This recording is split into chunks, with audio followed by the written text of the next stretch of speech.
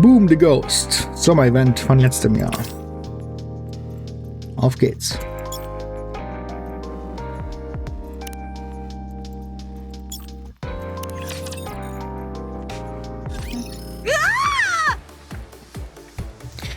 Ah, endlich.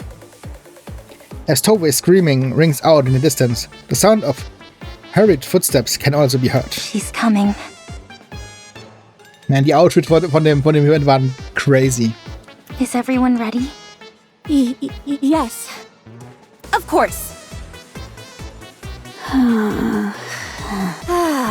Are you actually serious about this? You bet I am! I'm really not in the mood for this. How can you not be excited to witness a historic event like this up close? There's no scenario in which this goes well. That's all I'm saying. Well, we'll find out soon enough. Tove's screaming grows louder as her frantic footsteps come closer. Where did everyone go? Tove is getting close. Soon she'll pass right by the passageway where we're hiding. She'll be here soon, so everyone keep your eyes peeled. 3. Tove dashes past the opening of the alleyway. 2. We all swallow nervously as we huddle inside the hallway. 1. Something chasing after Tove flies past us. A transparent glowing blue figure. Is that? It has no legs and floating in midair. Its face is empty of all expressions. It suddenly turns its head and stares right at us. Illeg! Boom! Qua! Illeg's vacuum roars to life with resounding boom. Just as the apparition makes a move for us, it begins to be sucked in by the device in a brilliant burst of light.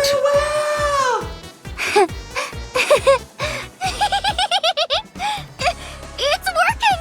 It's really working! Wait, that thing actually works? Farewell! Sorry, but I'm not going anywhere! Qua! Zap. With another burst of luminescence, the ghostly creature is sucked into Alex's vacuum and vanishes. Oh! Did it work? No way. Hey, wake up! We caught it! Level. Hinten dran hat so ein Level Up.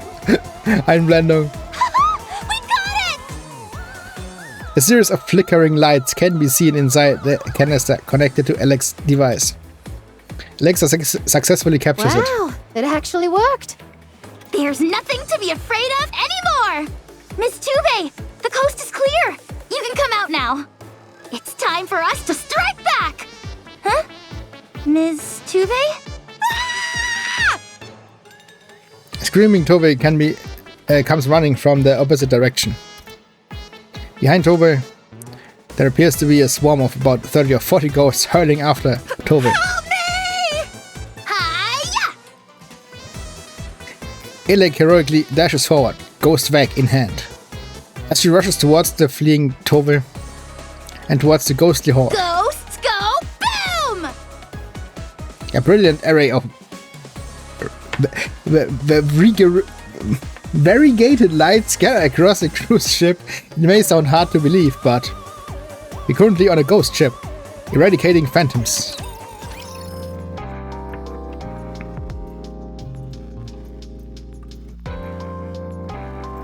Zwischendrin klingt es ein bisschen, als würde es übersteuern, das Spiel, aber bei mir, aber das muss in-game schon sein. Also dass das so ein bisschen distorted drüber kommt beim Lautschreien, weil bei mir geht es höchstens bis auf minus 18 oder sowas hoch, das Spiel. Also an mir liegt es nicht, wenn es ein bisschen scheppert, der Ton vom Spiel. Das klingt für mich auch so. Nur so, dass ihr es wisst.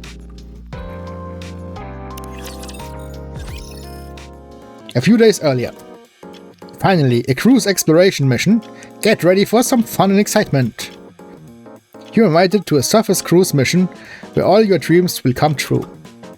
Go ahead, cut loose and try anything you've always wanted to do here.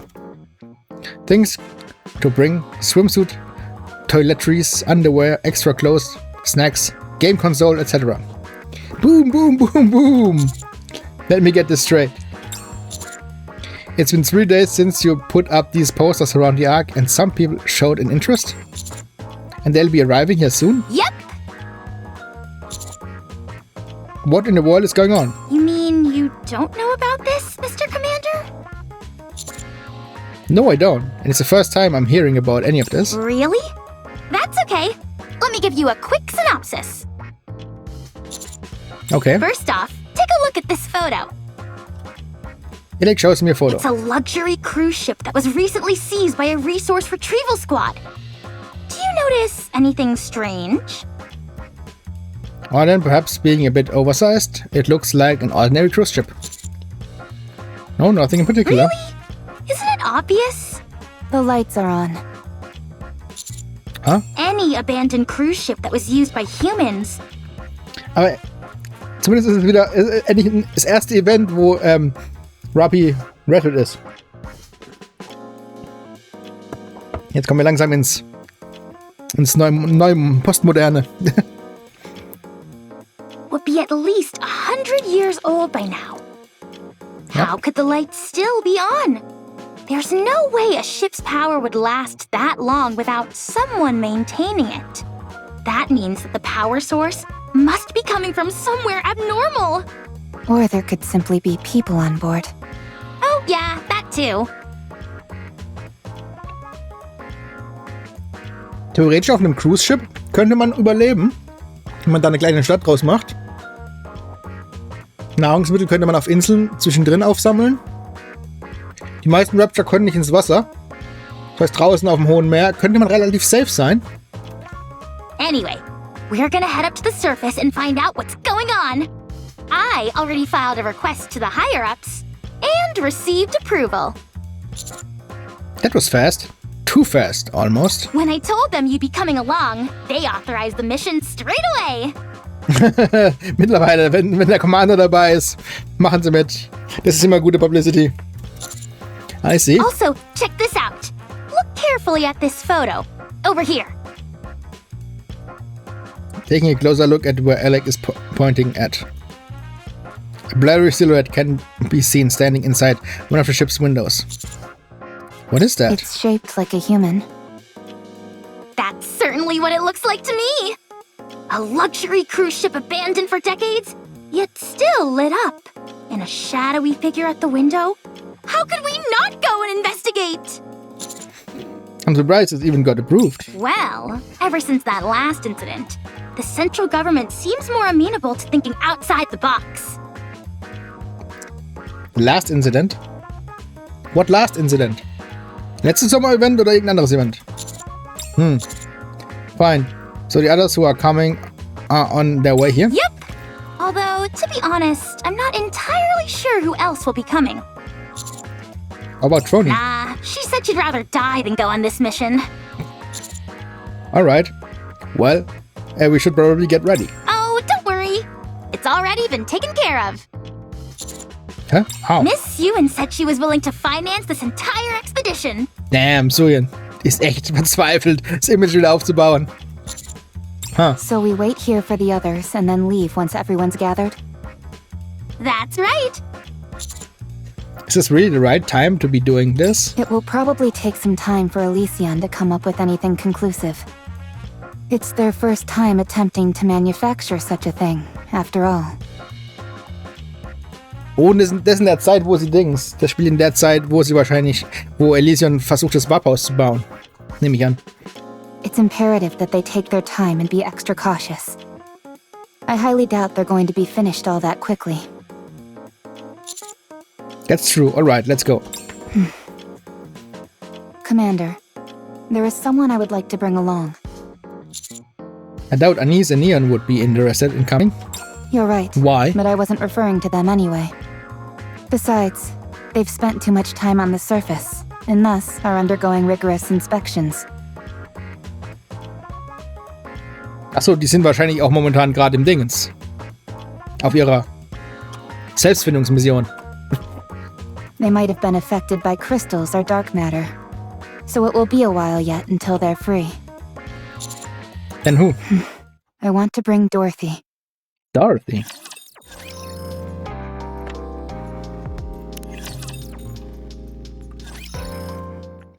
The Ark, Dorothy's room. So, you want to head up to the surface and investigate a suspicious cruise ship?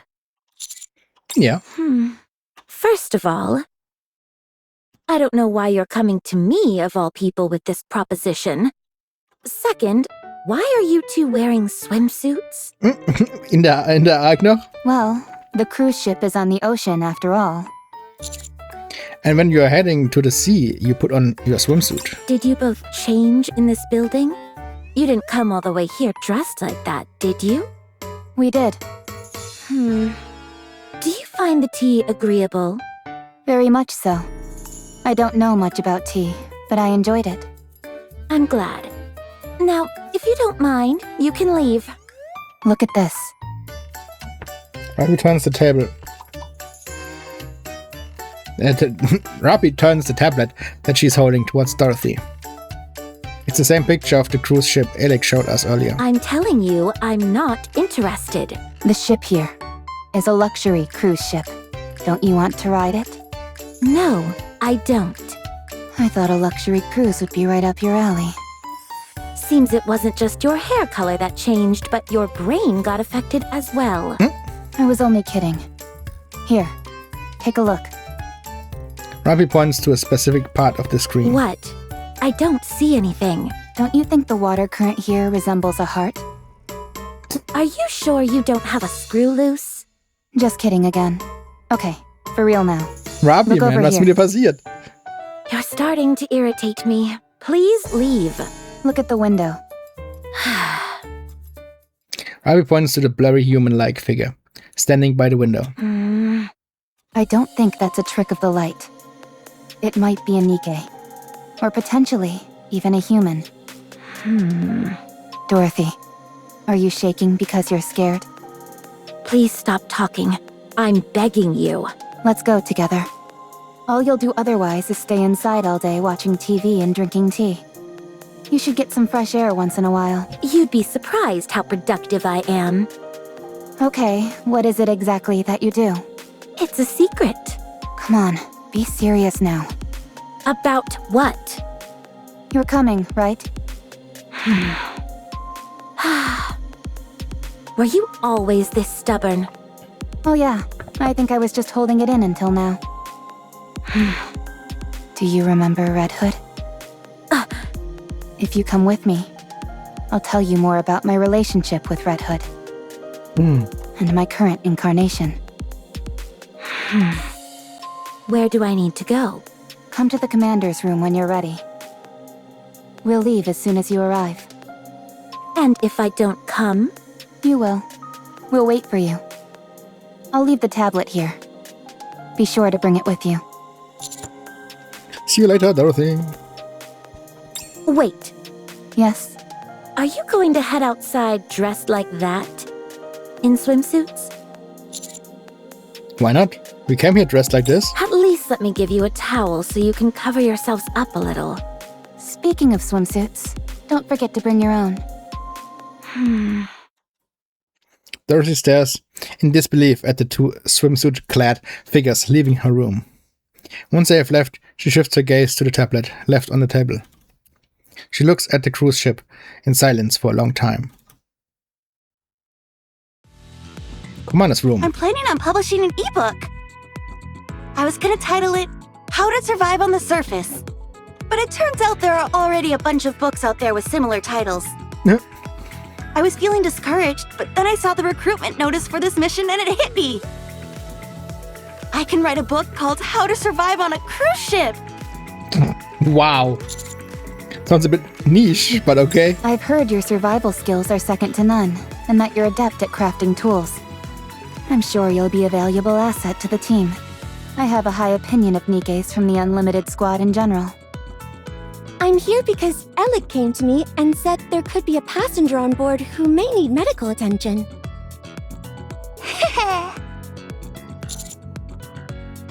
You're putting a lot more thought to this than expected. Hey! What's that supposed to mean? Muss mal nachgucken, ob Pepper ein Arzt ist oder ob sie nur Krankenschwester ist. Weil Mary ist auf jeden Fall ein Arzt.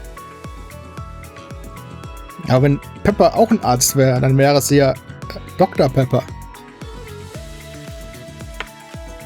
Having a member of Seraphim with us is reassuring. We won't have to worry about getting a bit rough and tumble. Excuse me? I'm just glad Mary isn't the one who came along. She's a force to be reckoned with. What with her massive, heaving, pendulous, personality. What the fuck, dude? Massive, heaving, pendulous personality. I hate to admit it, but I don't stand a chance against her in that department. Naja, ich meine, verstecken brauchst du dich nicht, Rappi. Are you okay, Rappy? Don't worry, she does that every once in a while. I'm not here for any particularly dramatic reason. Apparently, there's a shopping area inside this cruise ship. So I'm considering this a business trip to check out potential new products. This ship may be old, but fashion trends are always cyclical. Also, the whole point of a cruise is for them to have everything you could possibly want on board. It'll be helpful to see which products they push the hardest. If you come along, Hey, what's the big idea? How come I don't get any compliments like the others? the only real benefit to you coming is that you'll potentially find good items for cheap. And I have my doubts as to whether a 100-year-old cruise ship is going to have much to offer. There's only so much a merchant can offer, sadly. Rookie, do something about her. What am I supposed to do? Make her stop talking. I don't know, Commander. I think it may be too early for a kiss. Dude, Rappi, man. What's next? Hey.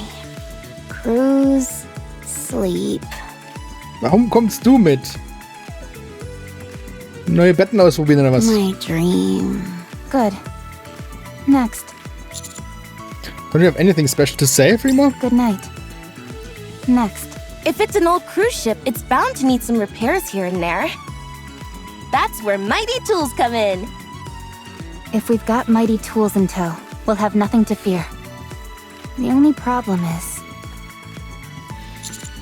What is it? Santi is kind of an upgraded Tuve. If we bring her, it may render Tuve redundant. How great it Tove. Hey, you don't have to say that out loud. You know I'm sensitive about that. Actually, Tuve is far better than me at improvising. We'll complement each other nicely. Oh, Senti, you're such a good person. You're too kind. You're the real angel. You save lives. Oh, Senti. Oh, Tuve. Did you see that, Commander? That was some stellar conflict resolution on my part. Alright, good job. Well, now that everyone's here, let's set out and have a boom-tastic start! Actually, we're still waiting for one person. Who? She'll be here soon. There she is. No one is coming. Usually when someone says that in movies, people show up. Guess I'll Yeah. have to go get her. Sing.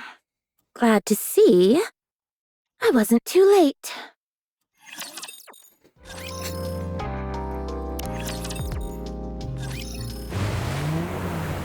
Vroom. In the middle of the vast blue sea, a small boat speeds across at full throttle. Refreshing bursts of ocean spray the endless horizon, drifting clouds. The conditions are perfectly suited for spirits to be high, and yet a heavy silence hangs over everyone in the boat. More precisely, all that can be heard amongst the crew are subdued murmurs. Isn't that Dorothy, the pilgrim who came to the Ark? Yeah, it's my first time seeing her in person, too. What's she doing here? Not sure. She did help the Ark before, so maybe she felt compelled to lend a hand again with this mission? I don't think that's it. If you're so curious, why don't you just ask her? Absolutely not. You can't go around asking things like that. You're not scared, are you? Of course I am. You're telling me you're not? Not in the slightest. During that incident back in the Ark, she fought against the heretics, didn't she? Thanks to her, a lot of people were saved. You're not wrong, but that's exactly why this is so suspicious. No one in this world does a favor without expecting something in return. Und sie hat doch schon was zurückbekommen, den komischen Sender, wo nur komische Sendungen laufen. You're only saying that because you're a merchant. Yeah, you shouldn't be so cynical. There are plenty of people who do good without expecting to be repaid. Sorry, but I'm not convinced. She's definitely up to something. Your friends don't seem to understand the concept of whispering. You can hear them? Every word, loud and clear. All of you, be quiet. Dorothy can hear everything you're saying. Everyone jolts in shock. And true silence falls over the boat. I'm sorry for their behavior. An apology from someone else doesn't mean all that much. Ms. Dorothy, What? do you like starfish? I don't know. I've never seen one before. Are you sure? There's one stuck on your shoulder. What the? How do I get it off? Don't worry. I'll get it. Robbie reaches for the starfish, stuck to Dorothy's shoulder, and begin to wriggle grotesquely. On second thought, I don't think I can do it. I'll do it. I reach out for the starfish on Dorothy's shoulder. The creature wriggles even more intensely. Actually, I don't think I can touch it either. What are you two doing? Monk. Toby walks over and casually removes the starfish from Dorothy's shoulder. It's just an ordinary starfish. It probably got tossed out of the water by a dolphin that was playing. Did you know that starfish are edible? They are? In extreme survival situations, they can be a good source of protein. I don't think our situation qualifies as extreme just yet. It may not taste great, but if you close your eyes before taking a bite... Wait, what are you? Oh, das Ding ist auch roh. Don't be alarmed. I'm just feeding the fish. Are you seasick? Lie down and relax. You're seasick? Here, take this medicine. It'll do the job. For the low price of 20,000 credits, it's all yours. Too much talking. Alec, are these parts waterproof? Yes, of course. Okay, then we don't need to worry about cleaning everything straight away. Let's turn the boat around. No way! Not when we've come this far. You see? There's the cruise ship, straight ahead. We'll arrive soon. Oh boy. We dock our boat beside the cruise ship, so massive that it's imposing even from a distance. We board the colossal vessel, and after a quick look around, gather on the deck. Something seems weird about this place. Yeah, it's oddly clean. Almost as if there's someone tending to the ship still. Tuve, you've still got a bit of vomit on the side of your mouth. As expected, the lights are still on. That means power is still being supplied to the ship. I did some research beforehand. This ship is called Utopia. It was a renowned vessel, so getting the blueprints was easy enough. I've sent the schematics to all your phones. You really came prepared. Of course! The more prepared you are, the better off you'll be. Ohne Scheiß, Elec macht wirklich God's Work. Die ist immer komplett vorbereitet, immer guter Laune. Geht immer das komplette Ding durch. Miss Dorothy, give me your phone number. I don't need the blueprints. I thought the deck would be structurally unsound from aging, but it feels remarkably sturdy. I don't think we're in any danger. I'm not sure it was even necessary to swap our bodies out for swim-ready models. Swim-ready models, damn. It's almost like there are no hazards at all. That's precisely the problem. That means there's no point in having a survival expert. Without danger, I'm just a lesser version of Senti. If you ask me, a lack of danger is the best case scenario. That means I won't be needed, which I think is a good thing. Thanks for the reassurance, Pepper. We incompetents need to stick together. Anyway, why don't we all change into our swimsuits? What? The ocean, a cruise ship, swimsuits. That's like the Holy Trinity, don't you think? What kind of bizarre logic is that? At any rate, let's all get changed and meet back here. Everyone scatters. Aren't you getting changed? No. Why not? There's no reason to. Did you not bring a swimsuit? You did, didn't you? Here, follow me. Huh? Crap. Robbie pulls Dorothy by the hand. Hey, you shouldn't touch people without their permission. What the... Why are you so strong? Let go of me. I won't say it again. Russell. What are you doing? So white. So soft. Be quiet, will you? To not show off assets like this would be a crime. You're the one committing a crime right now. If I must resort to evil in order to ensure that the right thing is done, so be it. Were you dropped on your head at some point? What? Oh. Aha. So this is how I get you to be quiet. I ought to let the commander know about this. A word of this to anyone, and you're dead. Now, stay still.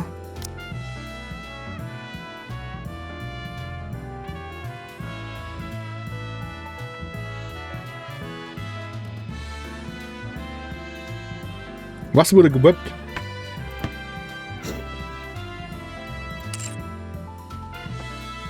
Oh, yes. This swimsuit you brought suits you perfectly. Excuse me? It's so beautiful and elegant. I could never pull off something like this. Well, don't just stand there. Unless you want me to dress you. Don't come near me. I'll put it on. As I listen in on Dorothy and Robbie's conversation, the others gather back on the deck, having changed into their swimsuits. This is my first time wearing a swimsuit. It's really light and comfy. Kann ihr sagen, warum er light ist? Dieses komische Ding hat sogar einen Strohhut auf. Super easy to move around in. It's awfully revealing, don't you think? You think so? When Litter gave it to me, she told me this is what all the young people are wearing nowadays. Hat sie von Lita bekommen? Damn. I don't know where she heard that, but it looks good on you. Thanks! I made a customized survival swimsuit. Survival swimsuit. What makes it a survival swimsuit? It's got a breathing tube here. If you think that's enough to call it a survival swimsuit, I'd accuse you of fraud. Of course there's more to it. There are even emergency rations stored inside. Wo? Actually, that might be a hit amongst certain niche groups.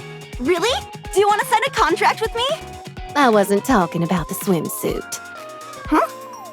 Ta-da! Check it out, everybody! Do you like my swimsuit, Mr. Commander? Wow, what a cute swimsuit, Alec. I thought so too. I designed it myself. You want to see something cool? If you press this button on the watch I'm wearing... Beep. Boom begins to play from Alex's swimsuit. Boom! Boom! Boom!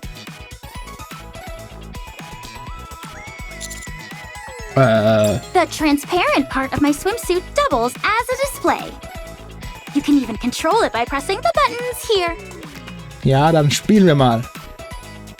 Die ganze Zeit. Für Highscores natürlich nur. Wanna give it a try? No thanks. How in the world did you do that? Sorry, trade secret. What? Just tell me. Sorry, no can do. Alec, the boom letters on your thigh are misspelled. Oh, sure enough. What?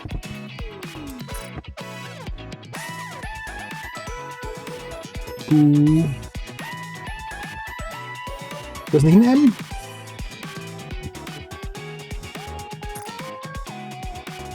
It's a sticker. I must have stuck it on wrong. Oder nur, weil es falsch umgedreht ist. Everyone be quiet and pay attention. Hm? Lady Dorothy is making her entrance. Was geht mit Robbie, Mann? Lady Dorothy is making her entrance. If you call me lady one more time...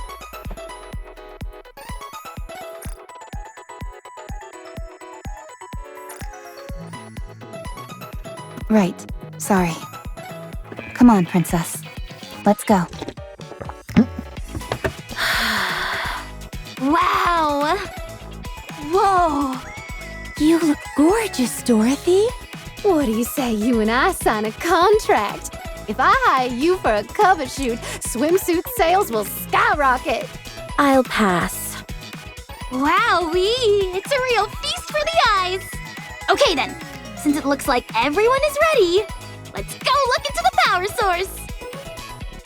Prima ist noch nicht hier, I'm oder? gonna poke my head into the retail outlets schläft and get an wahrscheinlich idea irgendwo. of their inventory and store displays. I'm going to check if the infirmary's intact. Even if the ship's safe, that doesn't mean we shouldn't ensure we have medical facilities. I'll go with Pepper. We need to confirm if everything's safe. I'll check the ship to see if there's any damage anywhere. Then, Miss Dorothy and I will... Actually, I have my eye on somewhere specific. Sorry, but I'll go on my own. Why don't I join you? Thanks, but no thanks. I prefer going solo. How about Miss Rappy and Mr. Commander? I'm concerned about the sleeping quarters. And was considering bringing the commander along to check it out. Dude. Shouldn't we be looking into why this place is lit up? You're the light of my life, Commander. So checking you out is my top priority. Oh man. Let's go with Alec. Of course. I was planning on it. I was just pulling your leg. Thank you both. Where's Miss Freema, by the way? I haven't seen her for a while. She found a spot that she liked and went to sleep. I see. So unnötig, dass Prima überhaupt dabei ist, ohne Witz. After everyone splits up, Alec, Rappy and I head over to the engine room below deck. Even down here, all the lights are on. Looks like power is being supplied to the entire ship. This is so exciting. I wonder where the electricity is coming from. Maybe something like a degeneracy reactor? Sounds a bit outlandish to me. That's rich. Coming from the person whose weapon fires drill projectiles. Fair point. Anyway, what are the chances that there are humans or Nikkes on board? Pretty unlikely, I'd say. No one's shown up yet, despite all the noise we made boarding the ship. Then what about that shadow we saw in the photos? Could have been a trick of the light. Or a ghost. A ghost. You okay, Ms. Rappy? Why'd you freeze up? It's nothing. I just got startled. Huh. Mr. Commander, is Ms. Rappy afraid of ghosts? That's a private matter. In other words, yes. There's no such thing as ghosts, Miss Rappy. It's just your mind playing tricks on you. Don't worry, ghosts don't exist. I promise you. Farewell! Huh. Now then, why don't we head into the engine room? Hold on. Didn't you hear that? Hear what?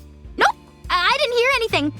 You don't think it's ghosts, do you? Das macht man jeder Axt vergeistern, man. Stop kidding around. Maybe our minds are just playing tricks on us. Both of you, stop teasing me. No way, it's definitely ghosts. Peleg? Okay, I'll stop. Let's go! Full speed, boom style!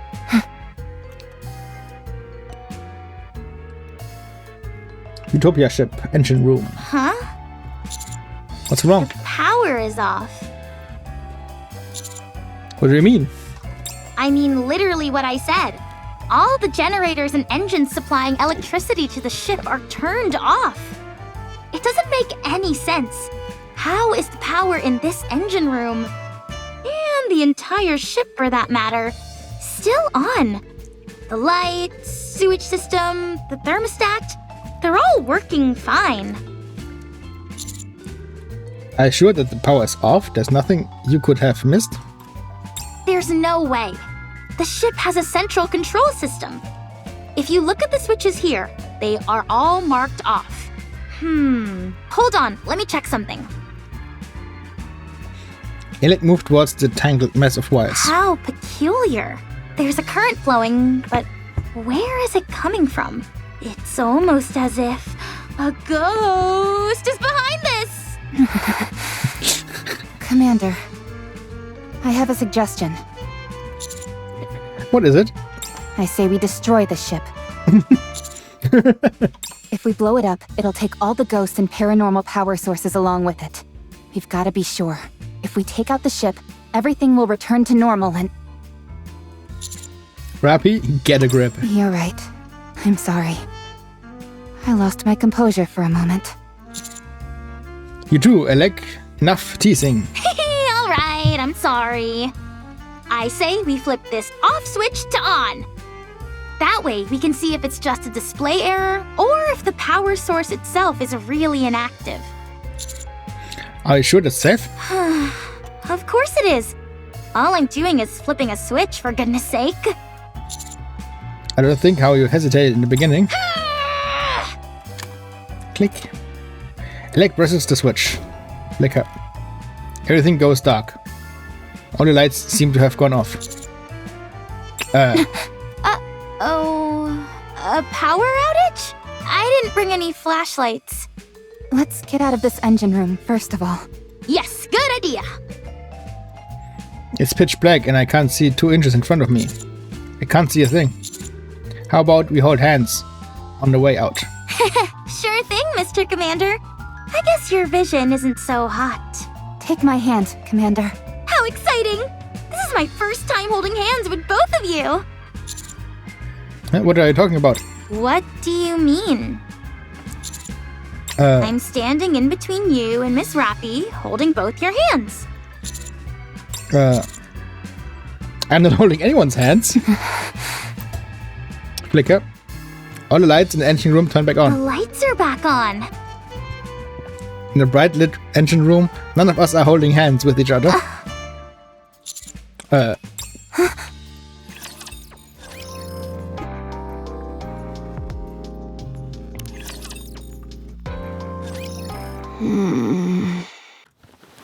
Russell.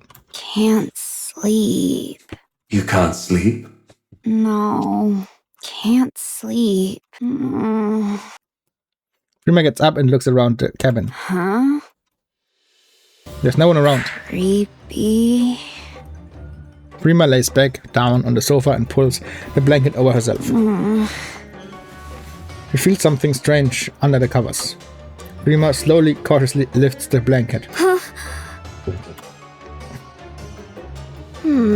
For a fancy cruise ship, there's nothing too special here. At any rate, that's enough browsing. Time to set up a stall. Let's see. Sunscreen, breathing tube, towels. Ding dong. Oh, welcome. I'm not even open yet, but it's always nice to see such eager customers. What do you need? I've got most everything ready. Despite the entry bell ringing, there's no one there. Maybe it's acting up since it's so old.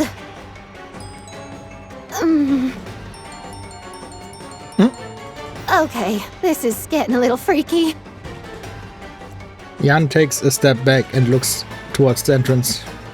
Then stares at the pile of merchandise she had brought. What the? The items start to move on their own. Tuve? What are we doing at the pool? To test out the effectiveness of this breathing tube. Not. Pools are accident-prone places, so I thought I'd check if this place posed any danger to us. You sure you didn't just want to check out the pool for fun? Of course not! As a survival specialist, I'm merely making sure to eliminate any potential risk factors. If you say so. Let's check it quickly and then head over to the infirmary. Bubble. Huh? What is it? Look! Something's wrong with the swimming pool! Otherwise, why would the water be swirling around? Wait a moment. Something does seem strange. Bubble. Splash. A huge column of water shoots up from the pool. Tove hat auch ein eigenes Event. Muss ich auch mal spielen. Ich glaube, das soll gut sein. If I drill a hole here and hang the mirror... There! All done. This place is in better shape than I thought. So there's not much to fix. Sandy gazes into the mirror with a look of satisfaction. Then noticed someone standing behind her. Who's there? Sandy spins around, startled. But there is no one there. Stop kidding around, you guys! Sandy glances back towards the mirror. In the reflection, someone is still in there, smiling at her. Let's get out of here quickly. What's the rush? The lights are flicking on and off, that's all. You and I were holding hands with someone or something, and it wasn't the commander. Unless he's got more than 2 hands. Which I don't. You see? That means we must have been holding hands with... Alright, if you insist. I'll come back to the engine room later by myself to investigate. Let's regroup with the others and share our findings. Click. Huh? Oleg, no more kidding around. I'm not messing with you. The door's locked. We'll only force it open. This door is sealed tight. We'd have to use an explosive charge to get it open. And that could damage important equipment in here. Good point. Hey, is that Miss Dorothy? Beyond a small window in the engine room door, Dorothy can be seen. She appears to be wandering around the deck, looking for something. That explains it.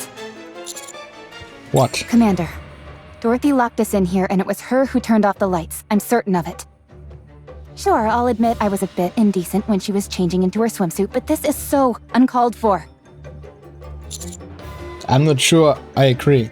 There's no reason for Dorothy to prank us like this. Then who turned off the lights and locked the door? Are you implying that there's some unscientific explanation? That some supernatural entity did this, like a ghost? You're so silly, Commander. There is no such thing. At least, there shouldn't be. I hope. Rappy, snap out of it. You're losing Far it. from it. I'm the calmest, most rational one amongst us right now. You're the one who's lost all sense of reason.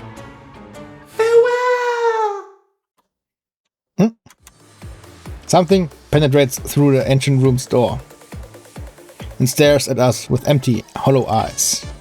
I can't believe what I'm seeing. The entity's body is semi-translucent and it has no legs.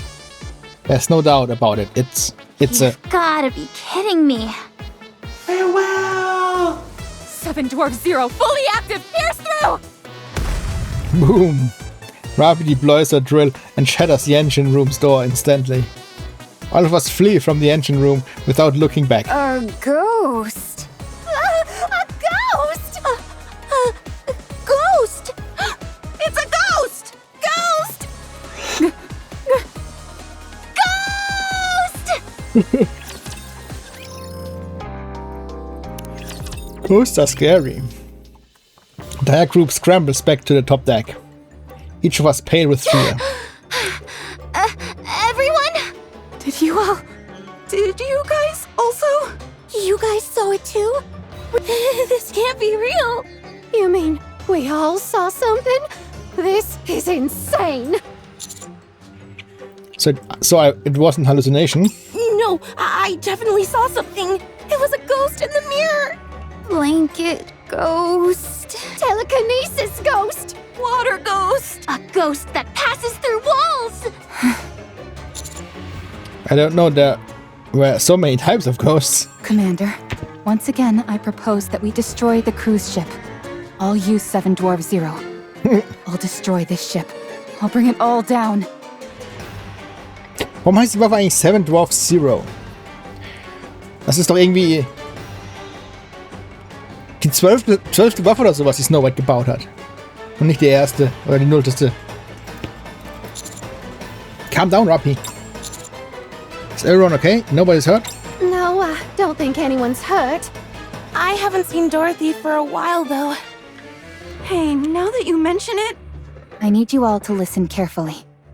Don't be shocked, but Dorothy is the one behind all this. Dude, we don't know that. We can confirm it once we find Dorothy. We've got to carry out a search for her immediately. What are you wrong? What's wrong, Ms. Rappy? You went quiet all of a sudden. Oh, well, what is it? Why are you both freezing and staring in the same direction? Curiosity always trumps fear. Unable to resist, I turn back to glance in the same directions that Rappy and Alec are staring. Off in the distance, a crowd of ghosts stares back at us. It feels like we left reality behind a long time ago. What are those things? Why are there so many of them? Are they coming this way? I don't think so. Maybe they have to stay within a designated area or something. You know, like in the movies? Oh yeah, I've heard of that. Me too. Ghosts aren't supposed to physically harm you, right? They're just standing there. They don't seem like they're out to harm us. Good point. Now that you mention it, they haven't actually attacked us yet. They just spooked us. You're right. Maybe they're nice ghosts? I say we use this opportunity to run. No, this is our chance to eliminate them. We've got to exterminate each and every one of them. What? Someone once told me that the only good ghost is a dead ghost. And the way to accomplish that is through firepower. 7 Dwarf 0. Ready. Crazy? Neon, the god of firepower. Lend me your strength. Jesus Christ, man. I guess it's true that when people are desperate, they'll believe anything. And count it. Whoosh. Boom. I reflexly duck.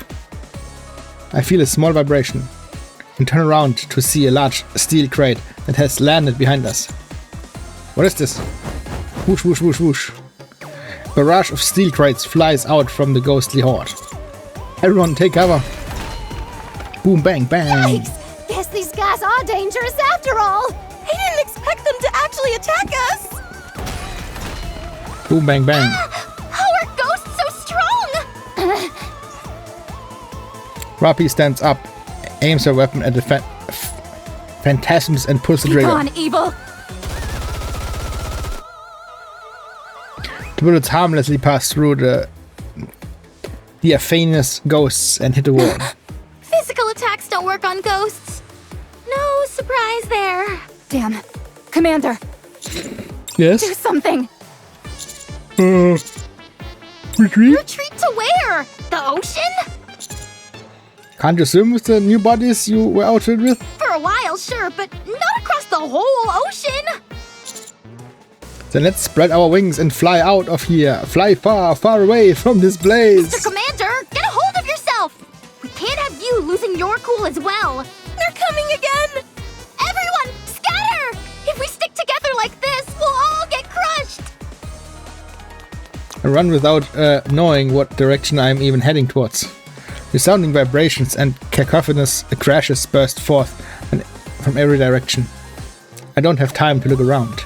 I just keep running while crouching low. Bang.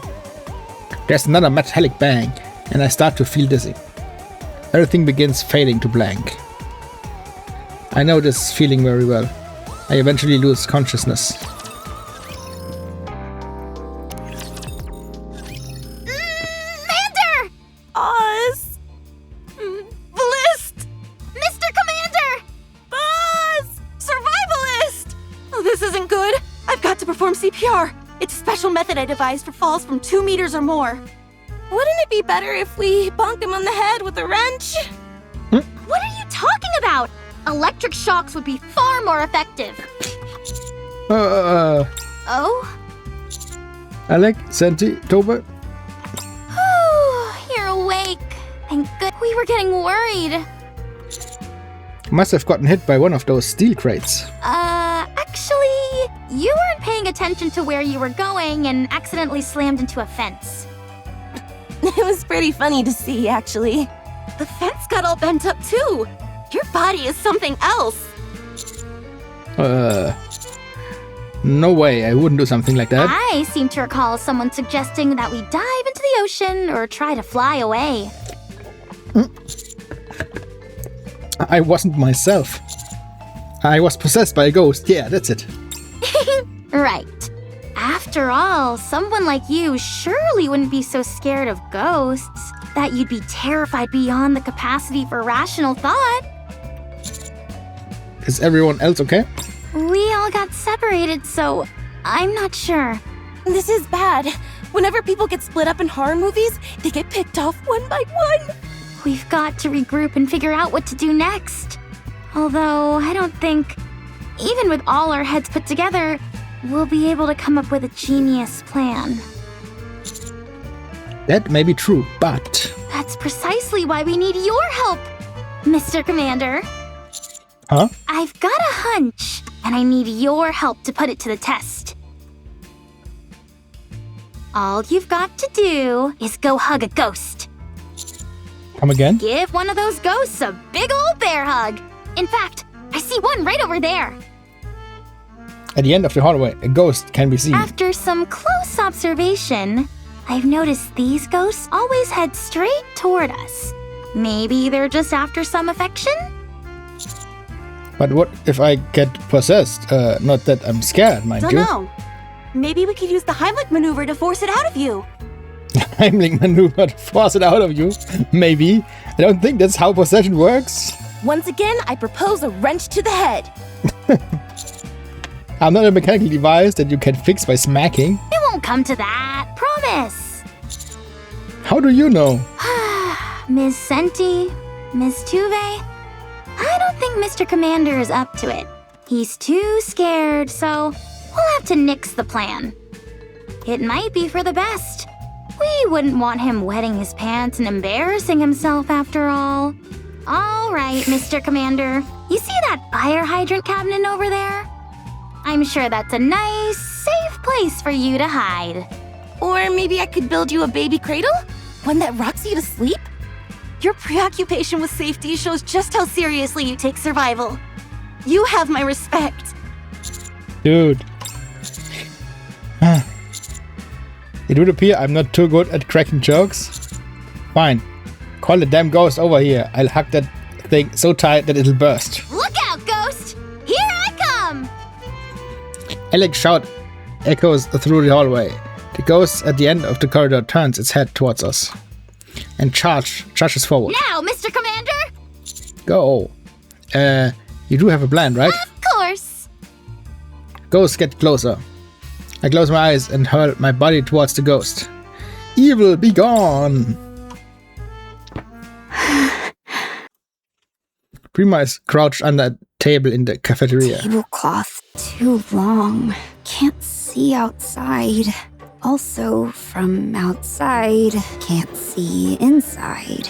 Cozy here. Safe. Good for sleeping. Genius. Got it. Footsteps. Coming close. Must be quiet. Tap. Wait. Ghosts don't have feet? Can't hear footsteps. Genius. Hey. Footsteps stop. Hey. Ta-ta. Footsteps stop in front of Prima. Table ghost lifts up, revealing a pair of empty eyes staring at Prima.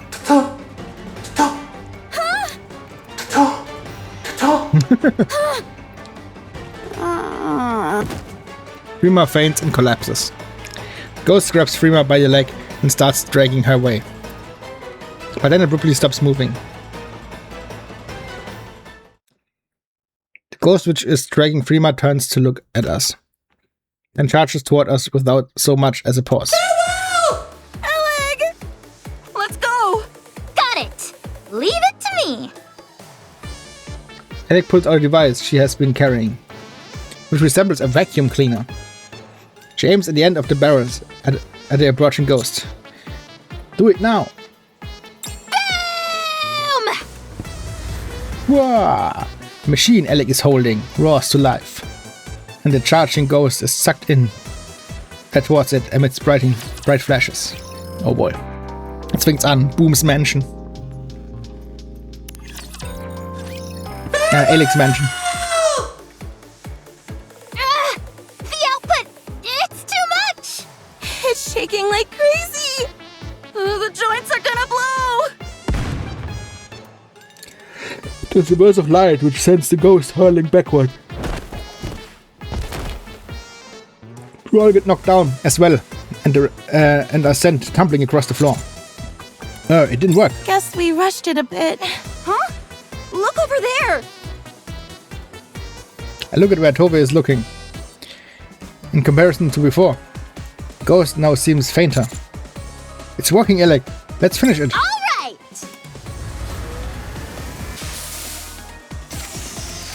Huh? It's already broken! But I only used it once! Farewell. Farewell.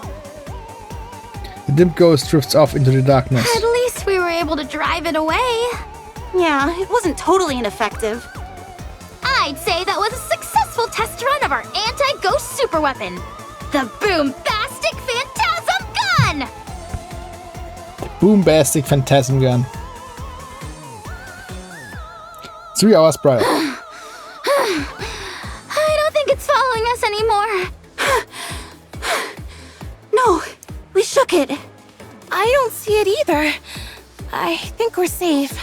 Whew. Well, Mr. Commander hugging that ghost did teach us one thing, and that's that we can eliminate these ghosts. Huh? How? Mr. Commander, how did it feel when you hugged the ghost? Scary. I meant physical sensation, not how you felt emotionally. Tingling. Yes! When I held hands with one before, I felt a tingle too. When you embraced it, your hair and the fibers of your clothing stood on end. This tells me that the ghosts are composed of electricity. So, we are going to build a machine which absorbs electricity and sucks those ghosts right up. You're going to suck up the ghosts? That's right! Electricity does happen to be my specialty after all. And with you two handy folks on deck, I'm sure we can come up with something in a jiffy. That is, if you two are willing to help out.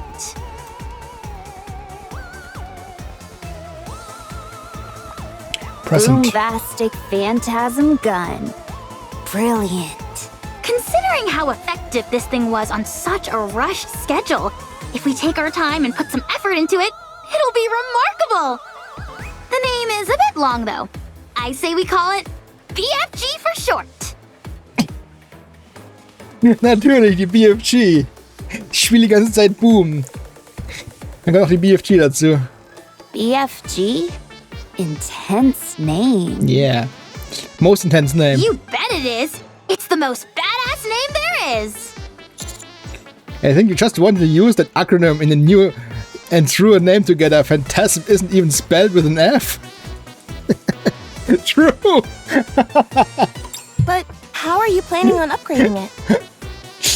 After using it just now, I got an idea for how to tweak it. Oh, nice! Ms. Tube, Miss Senti, can you two help me again? This time, we'll do it proper. Sure. All right. 1 hour later, Alec, Tove, and Senti huddle together and hammer away at the weapon. Before I know it, a new and improved BFG has been completed. Now, what do you say we go do some ghost hunting?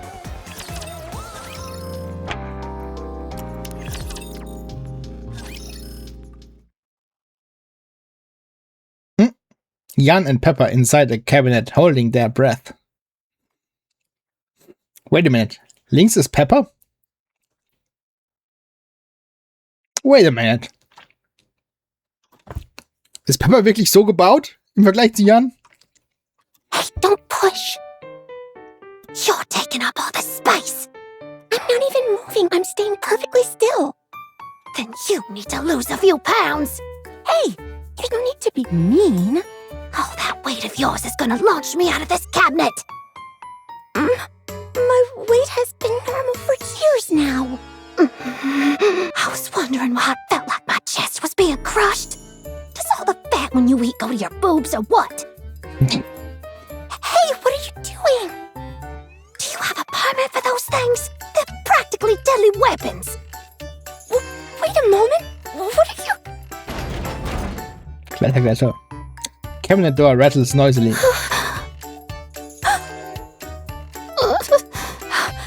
Is it gone? I think so.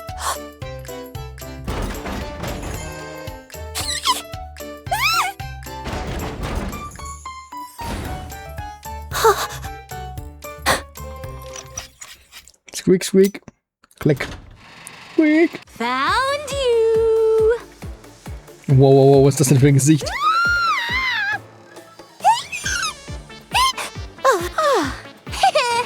I'm warning you. You better sleep with one eye open from here on out. You scared the heck out of me. This is starting to feel more comedy than horror. Have no fear, everyone! We no longer have to run or hide. Now, it's time we fight back! Huh? I don't get it.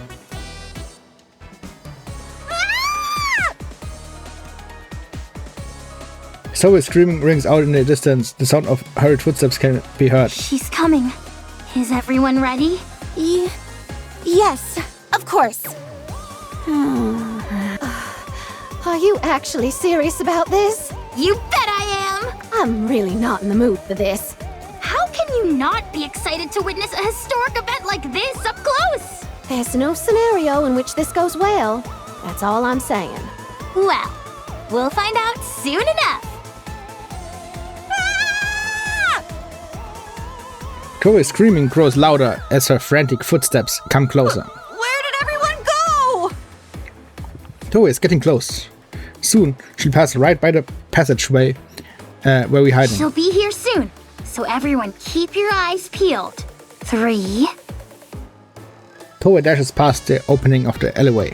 2, We all swallow nervously as we huddle inside the hallway. 1. Something chasing after Tove flies past us. Suddenly, it stops, turns its head and faces us.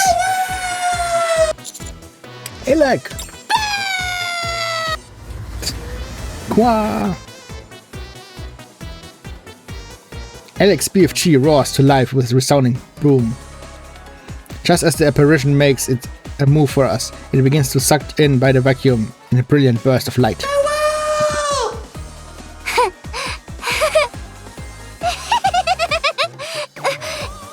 It's working! It's really working! Oh, man sieht Alec nicht oft mit Augen. Wait, that thing actually works? Farewell! Sorry, but I'm not going anywhere!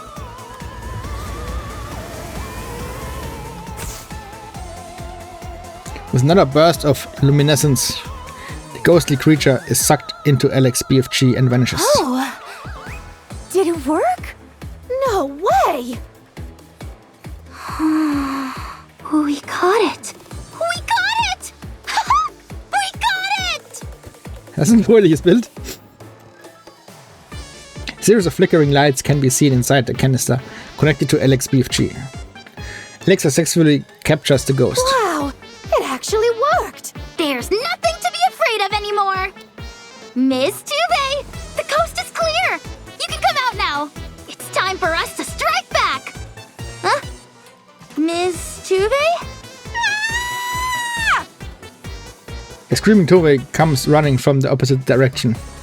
Behind Tove, there appears to be a swarm of about 30 or 40 ghosts hurling after Tove. Help me!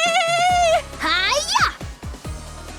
Ellie heroically dashes forward, weapon in hand, as she rushes towards the fleeing Tove and towards the ghostly horde. Ghosts go boom!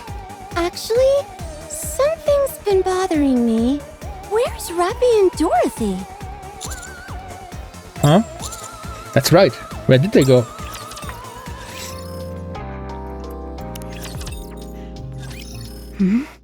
I heard a loud noise over there.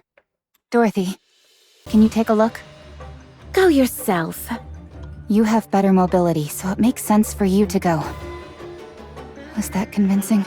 If you just admit that you won't go because you're scared of ghosts, Then I'll go. Dorothy, let me tell you something. There are no such things as ghosts. Or at least, there shouldn't be. I don't even know what to say to that. Now hurry up and go. No. Then let's go together. I said no. Okay, fine. Then answer this one question. Did you turn off the lights in the engine room? No. Is all this ghost business you're doing? How did you possibly jump to that conclusion? Because something about you seems off. What the? I don't know what happened to make you change like this, but I preferred the old you. The one who only spoke when necessary and stayed quiet otherwise. I don't think I'm a fan of the current you. Why not? Do I have to spell it out for you? It's because... Because I remind you of Red Hood? You like Red Hood. Why don't you like me? Because it feels like I'm looking at someone pretending to be Red Hood. An imposter. I am me, Dorothy. Not Red Hood. Then stop this pathetic mimicry. What are you talking about? Trying to cozy up to me. Assuming that if you like something, others must too. I don't believe those are traits unique to Red Hood. Perhaps your social circle is too small and Red Hood is your only point of reference. Fine. I give up. Just leave. I have things to do. What is it? Let's do it together. No, it's something very personal. Huh? This is your first time on this ship. How do you have personal business here? I just do. The moment you saw that figure in the window, you changed your tune and wanted to come here. What are you looking for? There's another thing. Something more important. You promised you would tell me about your relationship with Red Hood, and what you really are now. You changed the subject like a bull crashing through a china shop. If you're going to follow me around like a pathetic puppy, you can at least expound on that. Who knows? Maybe all your blabbering will alert your comrades. That way, I'll finally be rid of you. It's a sad story. It will be difficult to listen to without tears. I'll try my best to hold it together. Robbie takes a breath and calmly begins to regale Dorothy with her story. Her earliest memories in the hospital, how she became a Nikke, how she lost her comrades, how she met Red Hood, how she learned about aspirations, and how she said goodbye to Red Hood. After that, Wait a moment. What's wrong? It's not boring, is it? I can try to spice it up and make it more interesting. Dorothy, don't cry. I'm not. Well, from here on out, it's not as sad as before. So don't worry. Robbie continues her story, how she wandered around, wanting to become like Red Hood, how she left Absolute thinking that she had hurt her comrades out of selfishness, how she met Anise while drifting around like a mercenary, formation and subsequent exploits of the Countess, how she encountered powerful enemies and learned the true meaning of succession, how she came to carry on Red Hood's legacy. All through her recounting, Robbie speaks calmly. And now I'm standing here, telling you my story. Powerful enemy. Do you mean the heretic? And those comrades you met on the surface? Who are they? I won't go into detail about them. Telling you about them would be far too risky.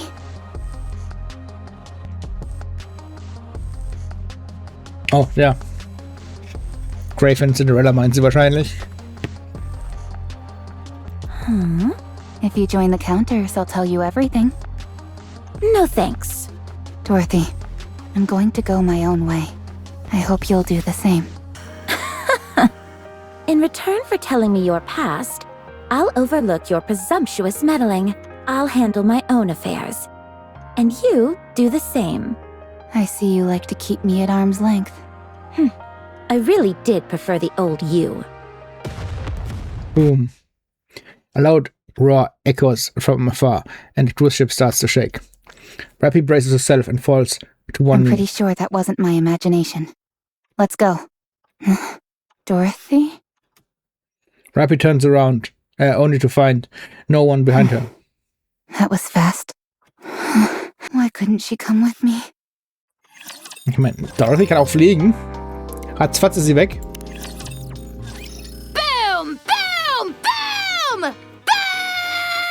Boom! Free! Alec is rampaging across the deck, sucking in the ghosts with her BFG. Ghost attempts to throw objects or otherwise approach Alec, but they are helpless against the awe-inspiring might of her weapon. I'm starting to wonder which side is the bad guy. Wow, they don't stand a chance. I'm glad it's all going well, but this is so trippy. It sure is a strange world that we live in. Are you okay, Freema? You haven't said anything for a while. Does she ever say much? Fair point. But she's been awfully quiet, even for observing. Observing what? Ghost. Commander, Rappy, you're safe. of course. I ain't afraid of no ghosts. Did this, Dorothy? I did. She said there's something she has to handle on her own. So she left me all alone somewhere dark and spooky.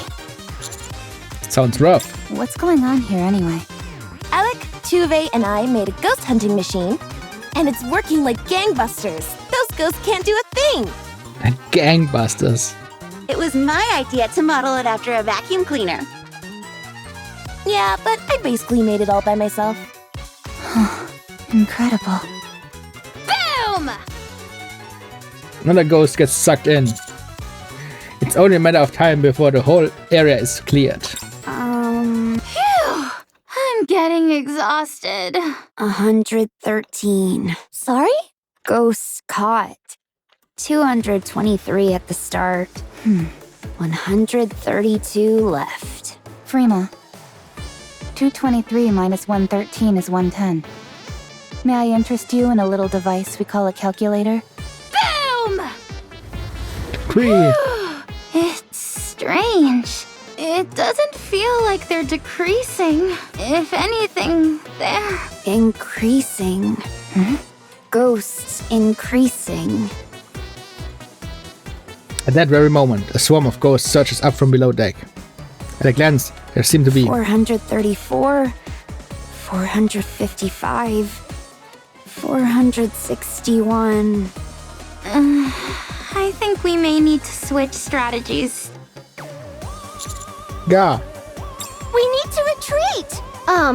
I hate to be the party pooper, but there's nowhere for us to escape. I look around. The entire deck is swarming with ghosts. There's not a single opening which can we break through. Things are getting desperate. I'll try talking to them. You'll what? Part of being a survival expert is studying ways to communicate with animal species. I've also gotten a lot of advice from the folks at Happy Zoo, so I'm feeling confident. Do ghosts count as animals? You like? Either way, the basics of communication are the same. You need to understand their intent and convey your own. Based on my survival expert instincts, I believe these ghosts are trying to tell us something. Boom. A steel box slams down right in front of I Pogo. believe they're saying they want us dead. We have no choice. We have to destroy the ship. No, don't. You'll kill us all. Everyone, over there. There's a ladder. It's an emergency ladder connected to the bridge. Let's climb up it. But what if it leads us to more ghosts? There can't be any more there than there are here. That's right. In extreme situations, sometimes the key to survival is simply avoiding the worst-case scenario. Let's go.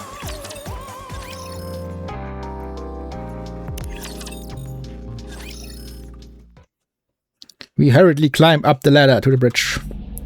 The humming sound of machinery can still be heard. Looks like the power is on here as well. Thankfully, there don't seem to be any ghosts around. Yes. Judging from their previous behavior, it seems the ghosts can't leave certain areas. Maybe there's some kind of spirit bound to this place. still believing that those things are ghosts, are you? No, I told you. I don't believe in ghosts. Those things aren't ghosts. While I couldn't give you the dictionary definition of a ghost, the fact that they're made out of electricity and that we can suck them up with a vacuum cleaner is proof positive they're not ghosts. Furthermore, I may be amazing, but not even I could manufacture a machine capable of capturing honest-to-goodness ghosts. I came to the same deduction. Those things aren't ghosts. Don't lie. If I were to guess, I would say those things down there and on this bridge are probably... Beep. Leg presses a button on the bridge. Zing. Something rises up from the center of the floor. Another ghost. 7 Dwarf 0. Fully active. No, wait. Alfred. Hello, dear passengers. I am Alfred, the central AI responsible for overseeing the luxury cruise ship Utopia. Wait. Does this mean... Yes, all those things that we thought were ghosts were actually holograms. How may I assist you, dear passengers? What's with the dear passenger stuff? Seems a bit stuffy. Utopia ship hallway. This is a fantasy come true. It really does. Being able to relax like this with you on the ocean? Do you realize how long I've dreamt of this moment? Let us never part again and stay together forever, happy like we are now. There are no raptures in this place, no hunger, no despair. And even if one day there is, don't worry. I'll be here to protect you. Understand? Pina. Oh no, sie hat einen Rückfall. Boom the Ghost. To be continued. Oh no, Dorothy hat einen Rückfall.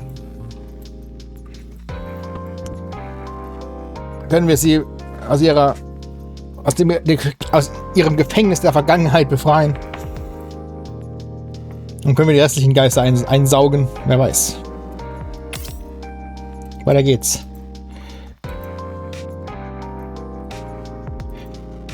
Weiter geht's hier. Welcome aboard the luxury cruise it's hot. ship Utopia. It has been some time since I've encountered dear passengers like yourselves. Please wait a moment. Zing. Oh my! The ship's facilities are currently operating at less than 10% capacity. I intended on offering you a drink, but it appears I will be unable to do so. I apologize. Are you a hologram? That is correct, dear passengers. I am Alfred, the central AI controlling the luxury cruise ship Utopia. For greater convenience and visibility, I physically manifest myself as a hologram. If I may be permitted to boast, all the equipment on board the Utopia is managed by augmented reality holograms. We prioritize the comfort of our passengers above all else. Therefore, everything on this ship is equipped with its own AI system. This extends to even simple functions such as opening and closing doors, turning lights on and off, and covering passengers with a blanket or cooking meals. What? How are holograms even capable of that?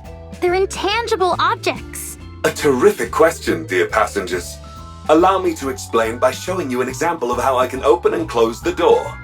The door itself is electronically controlled, while a well-timed holographic projection simultaneously acts out the motion of opening or closing the door.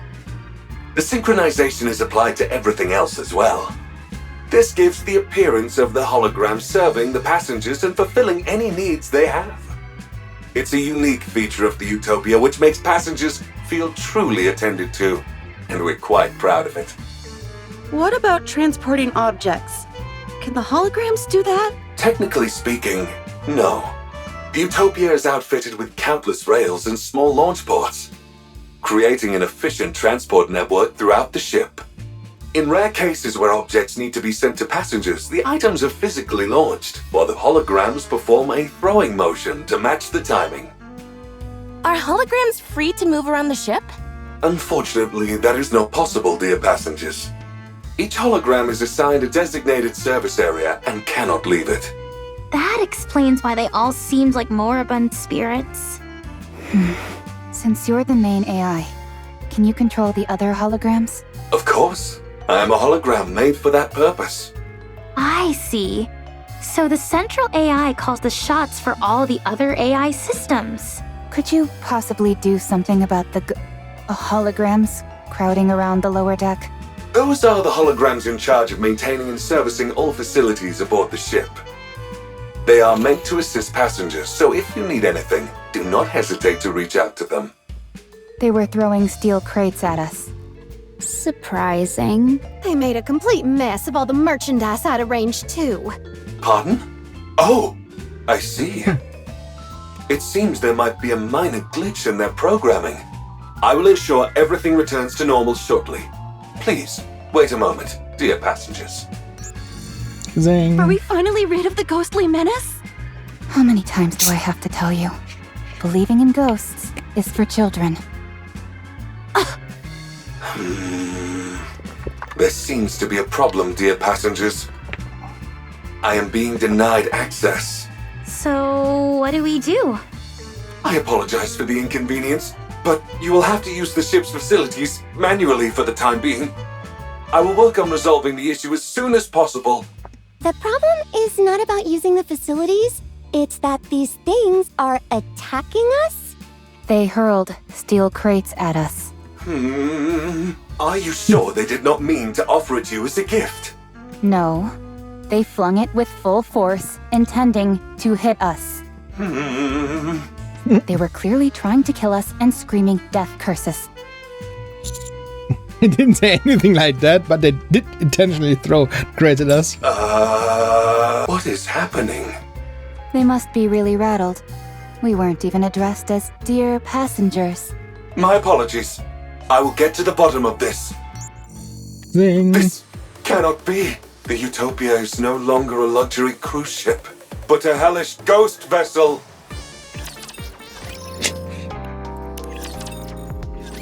Each area of the Utopia is managed by high-tier holograms. The chef, Sisley, responsible for all the ship's cuisine. The repairman, Fixie, handles maintenance and repairs. The maid, Nikke, tends to the bedding and ensures the ship maintains a welcoming atmosphere. The merchant, Selzy, overlooks all of the shops and their merchandise. The safety management officer, Detaily, handles safety on board. The names sound a bit childish, don't you think? Simple names appeal to both children and adults, dear passengers. These high-tier holograms each oversee numerous low-tier ones. But now that all the high-tier AI systems are broken, the regular ones are acting on their own. This entire situation is due to the fact the high-tier holograms are not properly directing the others. Can't you tell the high-tier holograms what to do? Normally, yes. But remote access is currently disabled. That's not good. Is there any other way? If we physically connect my hologram emitters to their emitters, I will be able to return them to normal. Go figure. It always comes down to having to do things manually. All right. We'll take your emitter and connect it to the high-tier holograms emitters. Once we do that, you'll be able to fix them? Absolutely, dear passengers. Alec? Now that we know the ghosts are holograms, can we just ignore them and carry on with the mission? We came here to conduct research for my book. To investigate the ship's power source. We can't do that. If the ship isn't functioning properly, any investigation would be meaningless. That's right. This is an important mission, so we need to be extra cautious. Yeah, totally. I just said that as a test, to make sure no one was getting sidetracked. Anyway, it feels like we've jumped out of a ghost story and into sci-fi. Just glad that you're not dealing with the supernatural. What do you mean? There's no such thing as ghosts, Commander. Only those with weak minds believe in such things. Klar. You changed your tune awfully quick. There's no time to waste. Let's move out. I'll take point. If we run into anything, ghosts or otherwise, tell them to come my way. Nothing can stop me. Whatever you say. Utopia Ship Kitchen. Cooking the food, Sizzle. Scrum diddly umptious. Er hat sogar eine Maus unterm Kochhut. Oh boy, man.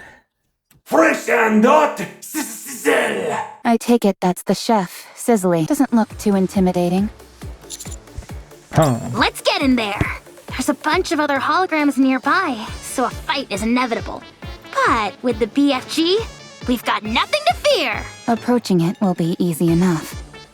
The question is, what do we do after? Hologram pops out from the disc Rappy is holding. Sizzly's hologram emitter should be in the center of the kitchen. If you establish a wide connection between it and my own emitter, I will be able to restore Sizzly to normal in no time, dear passengers. Okay, I'm going in. Alec charges forward, and Rappy and I follow. A horde of holograms notice us and attack. BFG, go boom!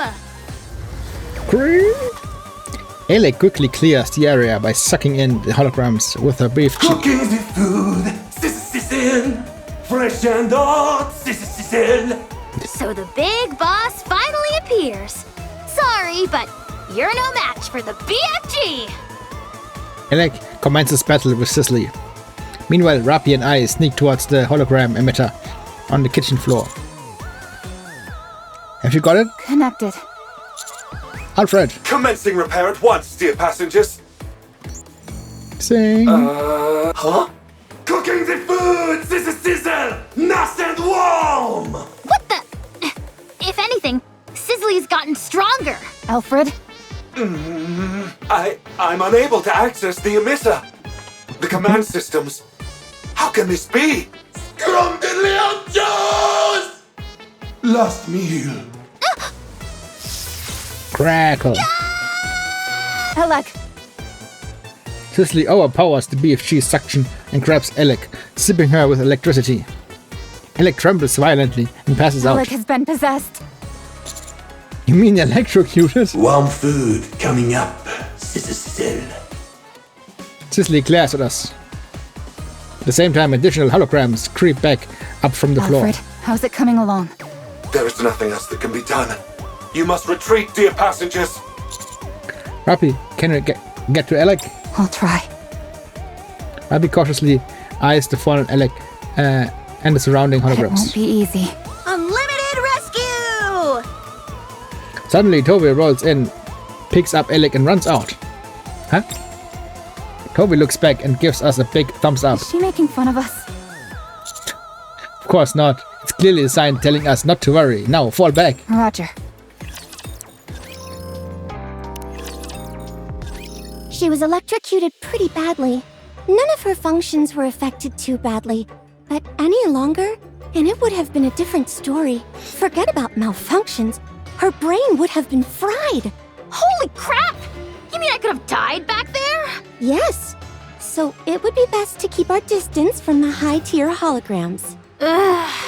Okay. Mr. Alfred, something seems to be seriously wrong here. That there is, dear passengers. All of the high-tier holograms' command patterns are limited to a single input. For Sizzly, the input is cooking. Okay. Well, it is a chef, so it makes sense. But to only have one command pattern? No wonder this is such a mess. Yes, dear passengers. All other commands have been blocked, save for that single input. What is strange is that I don't know how that happened. It's almost like a ghost did it. A hologram talking about ghosts. Never thought I'd see the day. What if Sizzly actually cooks? What would that help in return it to normal? Cook. Are you okay? Oh, sorry, dear passengers. I seem to have experienced a momentary system error. As the gentleman said, encouraging Sizzly to cook may help. But if such a plan fails, there's no telling what could happen. I say we go for it anyway. Should we try bringing in some usable ingredients? It would hardly be able to cook if we didn't. The entire reason it's been unable to cook all this time is because there aren't any ingredients left for it to use. Yeah, maybe that's why it's gone haywire. All right. Let's try and gather some ingredients for it to use. Soon after. Rapi's holding the ingredients we gathered. Am I the one going in? Yep, after all, it's not a ghost. And even if it was, you're not afraid of ghosts. That's right. I'm not scared of ghosts. And that isn't the ghost anyway. Still, just in case, I would like one more person to come along with me as backup. I'll go with you. You already got electrocuted once and you're going back for more. Huh? Do you enjoy getting shocked? No. I like playing with electricity, but I don't like being electrocuted. Oh, got it. My bad. All right. Let's go. Oleg, you take the lead. Okay. Rapi and Alec cautiously approach Sisley with the ingredients in hand. For some reason, the other holograms do not pursue them. Sisley, however, slowly moves towards Rapi and Alec. It's moving. It's coming right for us. If it shows any signs of aggression, we pull back. This way! Sisley points at cutting board lying on the table. Rapi and Alec, both quaking with fear, place the ingredients on the cutting board. Cooking the food, Sister Sizzle. Warm meal, Sister Sizzle. Suddenly, the kitchen lights up. The other holograms set up tools, ignite burners, and start boiling water.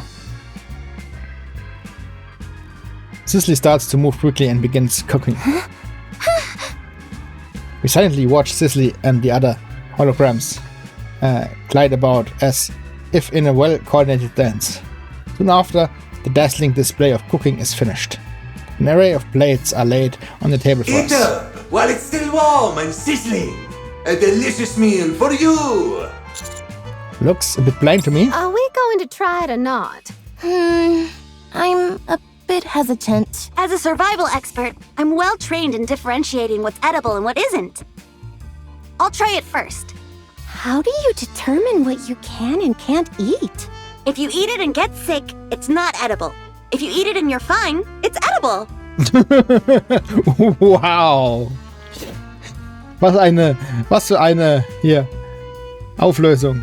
A most reliable method indeed. All right, here I go. Tove moves towards the table. The holograms pulls out a chair for her, then push it back as she sits down. The cutlery has already been placed where it is easily accessible. What remarkable service. All you've got to worry about is A eating. delicious meal for you. All right, here goes nothing. It's absolutely incredible. It's like I've died and gone to heaven. Eat up while it's still warm and sizzling. Don't let it get cold. Everyone, come here and try some. We all sit down somewhat hesitantly and dig into a satisfying meal. Was it delicious? Yes, it was. Did you find the meal satisfactory? Very much so. I hope this is not the last meal that we serve you. Do come again, promise? Sure. I promise. Wonderful! Sisley goes back to the kitchen and starts to clean up. The other holograms join Sisley and help. Seems like things are back to normal. Yes. But connect me to the emitter anyway. Just to be safe. Will do. Alec connects Alfred's system to Sisley's hologram The issue emitter. is resolved, along with some minor bugs. Sisley and the lower tier holograms should no longer pose a threat, dear passengers. I wonder what made Sisley calm down so quickly. It was like flipping a switch. It appears that fulfilling its intended task helped. It's like its inner desire was fulfilled. Access authority has been partially restored as well, dear passengers. Rebooting Sisley uncovered some new information.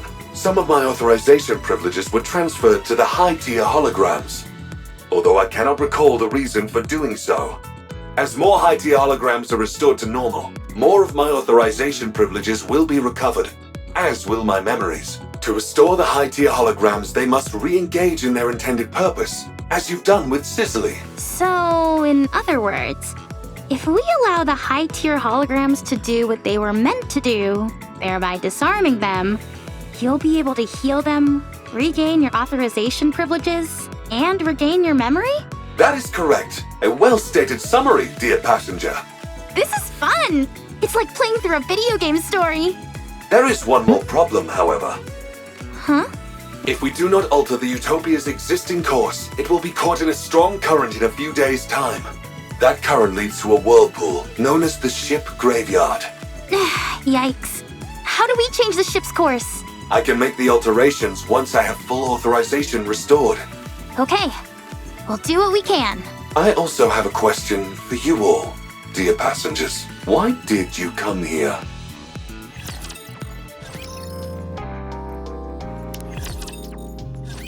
I see. In order to investigate the power source of the Utopia, I must access the energy source data. Unfortunately, I currently lack sufficient clearance to do so. Once I have regained full authorization, I will be able to access that information. I will also be able to control the Utopia and change course before we are swept into the current. A nice and clear goal. I like it. Let's commence Operation Enlightenment! The closest high-tier hologram from our current location is... Fixie. Fixie. Its role must be to bonk passengers on the head with a wrench. In what world would it do that? It's a hologram responsible for maintenance. In that case... Yes, I'll take charge. Since it involves maintenance, I'm the right person for the job. Good. That feels reassuring. Let's go. Must fix, but don't know why. If it were fixed, no one would have suffered. Fixie is so dumb. Fixie doesn't know anything. Huh. Not exactly what I was expecting. In these types of cases, there's usually something broken that needs to be repaired. Commencing approach. Alec, watch my back.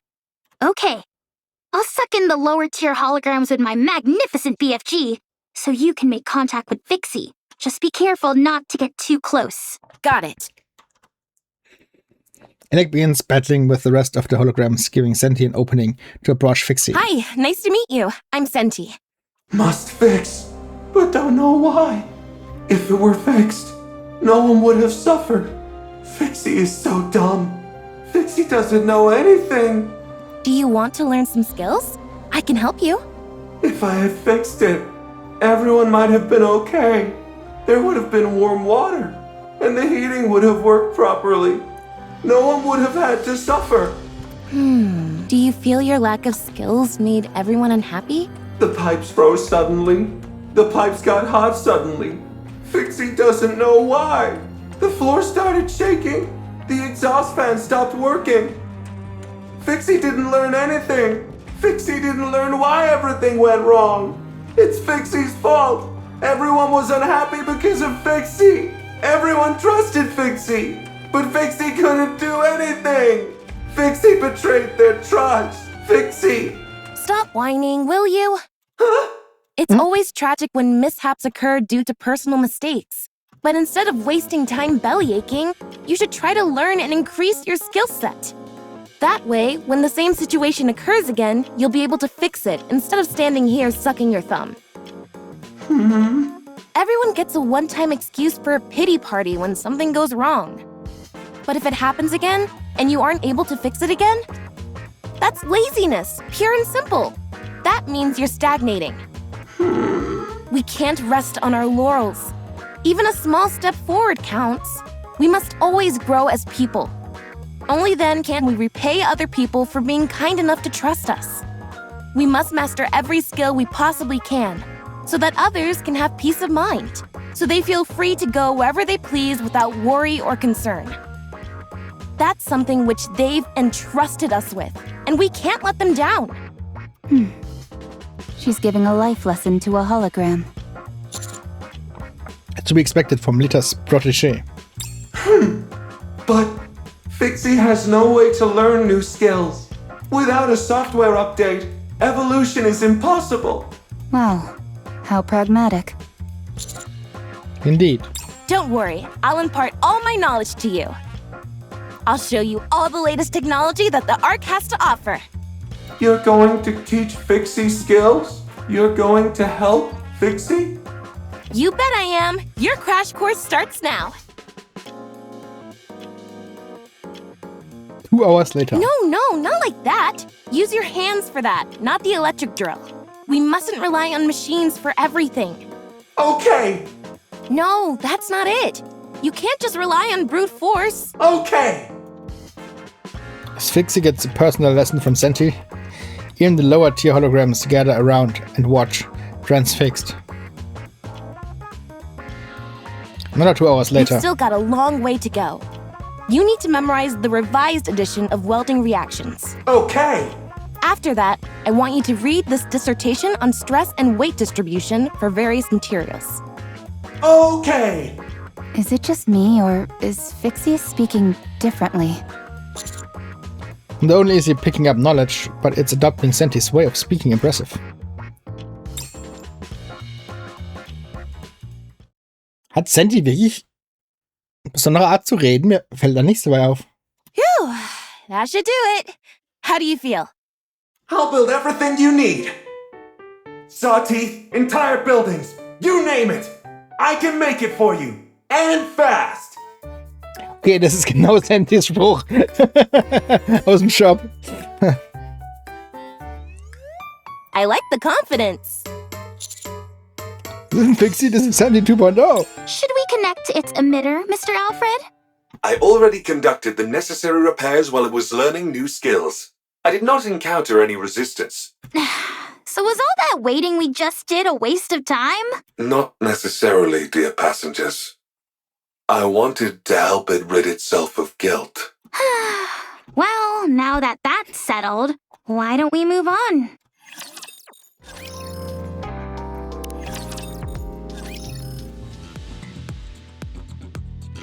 Having now figured out the trick to dealing with the high tier holograms, we quickly get to work. Our next target is the safety hologram, Detaily. I believe I prepared a comprehensive safety manual for every situation. However, when unexpected situations started popping up, the manual proved useless. I could keep a handle on things when it was safe, but in dangerous situations, I was no help at all. Then how about this? A multi-purpose hook shot. This barrel fires a hook with a wire attached to it, which then sticks to any surface. It's perfect for a quick escape when you're in a jam. Once you've fired it, and it's attached to a wall or a ceiling, does the wire retract? Huh? No, why would it do that? How else would you be able to pull yourself up? Oh, good point. Maybe it could slow down your fall as you rappel down a wall?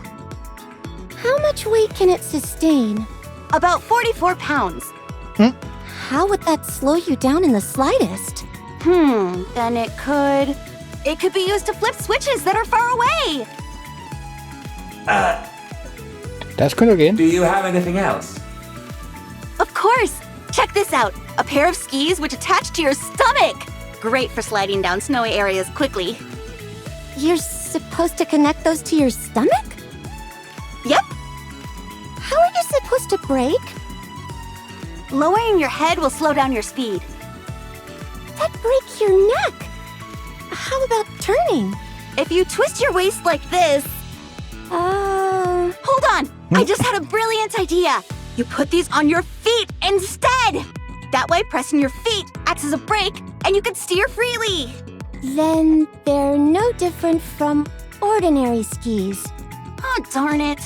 Just when you think you've invented something, turns out it already exists. Anything else? I do, but why do you want to keep seeing more? Because you envision impossible scenarios and then conjure up ways to resolve them. This has made me realize that I simply need to make a manual which addresses every possible situation, no matter how absurd. Show me more of these absurd inventions of yours. Sure. Go continues to show her inventions while Pepper keeps questioning their practicality. All the while, Detaily watches and nods with satisfaction. That's enough!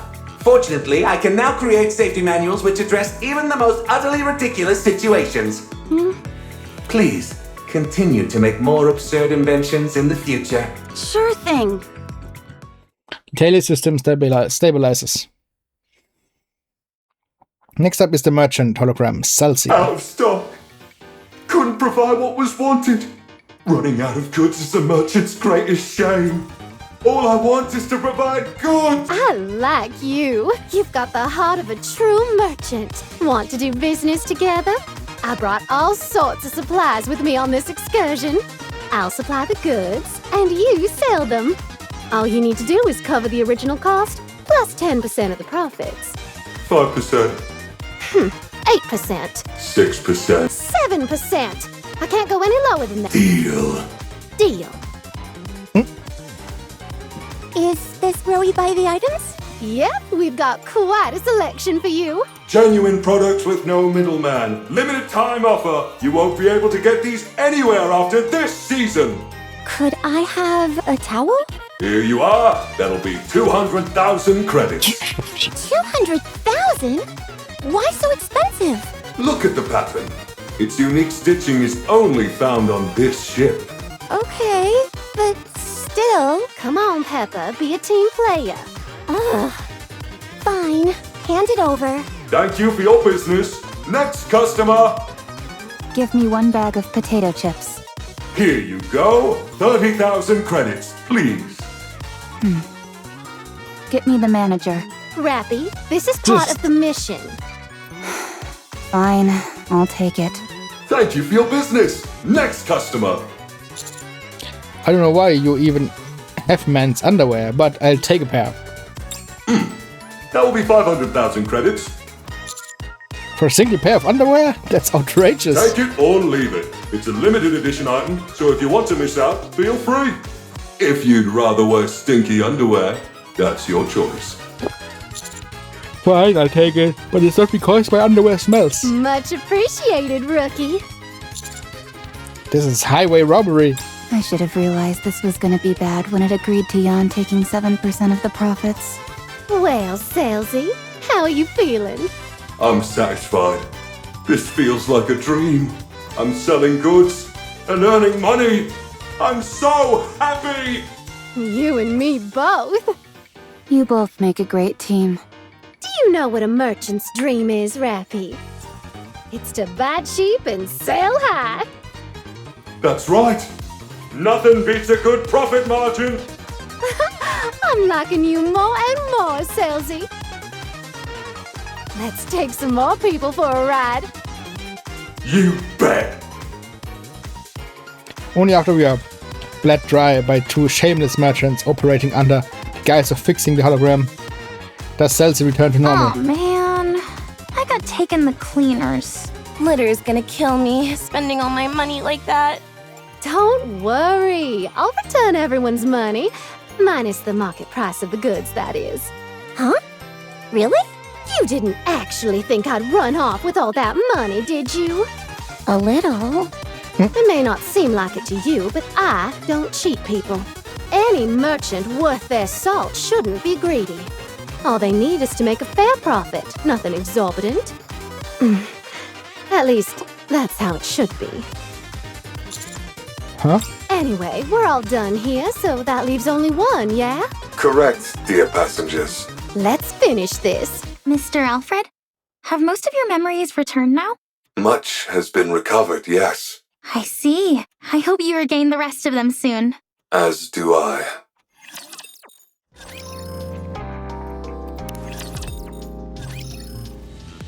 Utopia ship bedroom. The last high-tier hologram is Nikke. It is the maid responsible for tending to the bedding and ensuring a welcoming atmosphere on the ship. The bedrooms are its designated area. I've seen it. Sleeping on sofa. It talked to me. Yes, that is very likely, dear passengers. Its primary function is to ensure passengers sleep comfortably. Since it is unable to provide that service, it is likely waiting in the bedrooms for passengers. Sofa uncomfortable. Couldn't sleep. You're supposed to sleep on the bed. Prefer sofa. Is Miss Nikke alone? There doesn't seem to be any lower-tier holograms around. Yes, too many holograms would disturb passengers' sleep. Nikke is quite unique in this regard.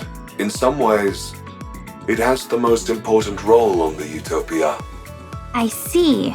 I go sleep? If you would, please and thank you.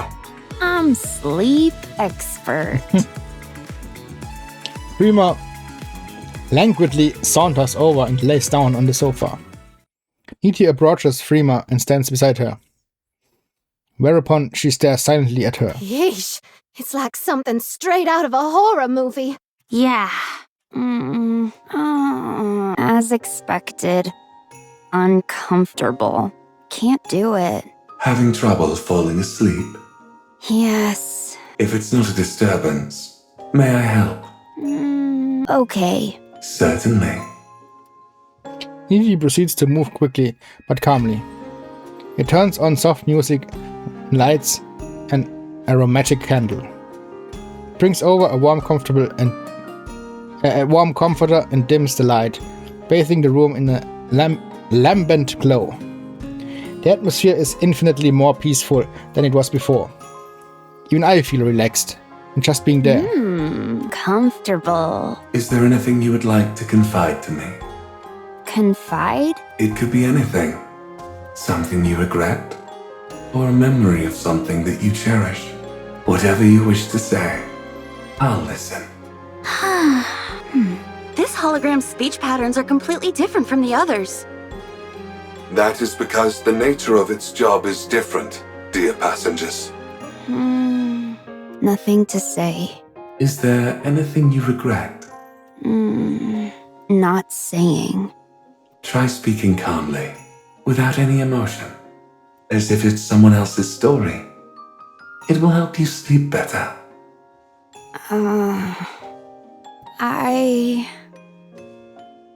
Before hard life. And yet, you're still here. That's very impressive. But life too hard. Many people hurt. That's unfortunate. When I try, things go wrong. Try harder, only worse. There are times when things just don't work out. Friends tell me, stay still, don't do anything. So I don't. I just sleep. Don't hurt anyone. No one hurt me. Satisfied. Sleeping is best. Freema drifts off. Amongst the tranquility, only Freema's breathing can be heard. Never turns off all the lights and watches Freema sleep for a while. And Needy. Sleep well. Mr. Alfred. Nikke appears to be functioning properly to me. That it is, dear passengers. Does that mean you've fully regained your memories? I have, but not all of them.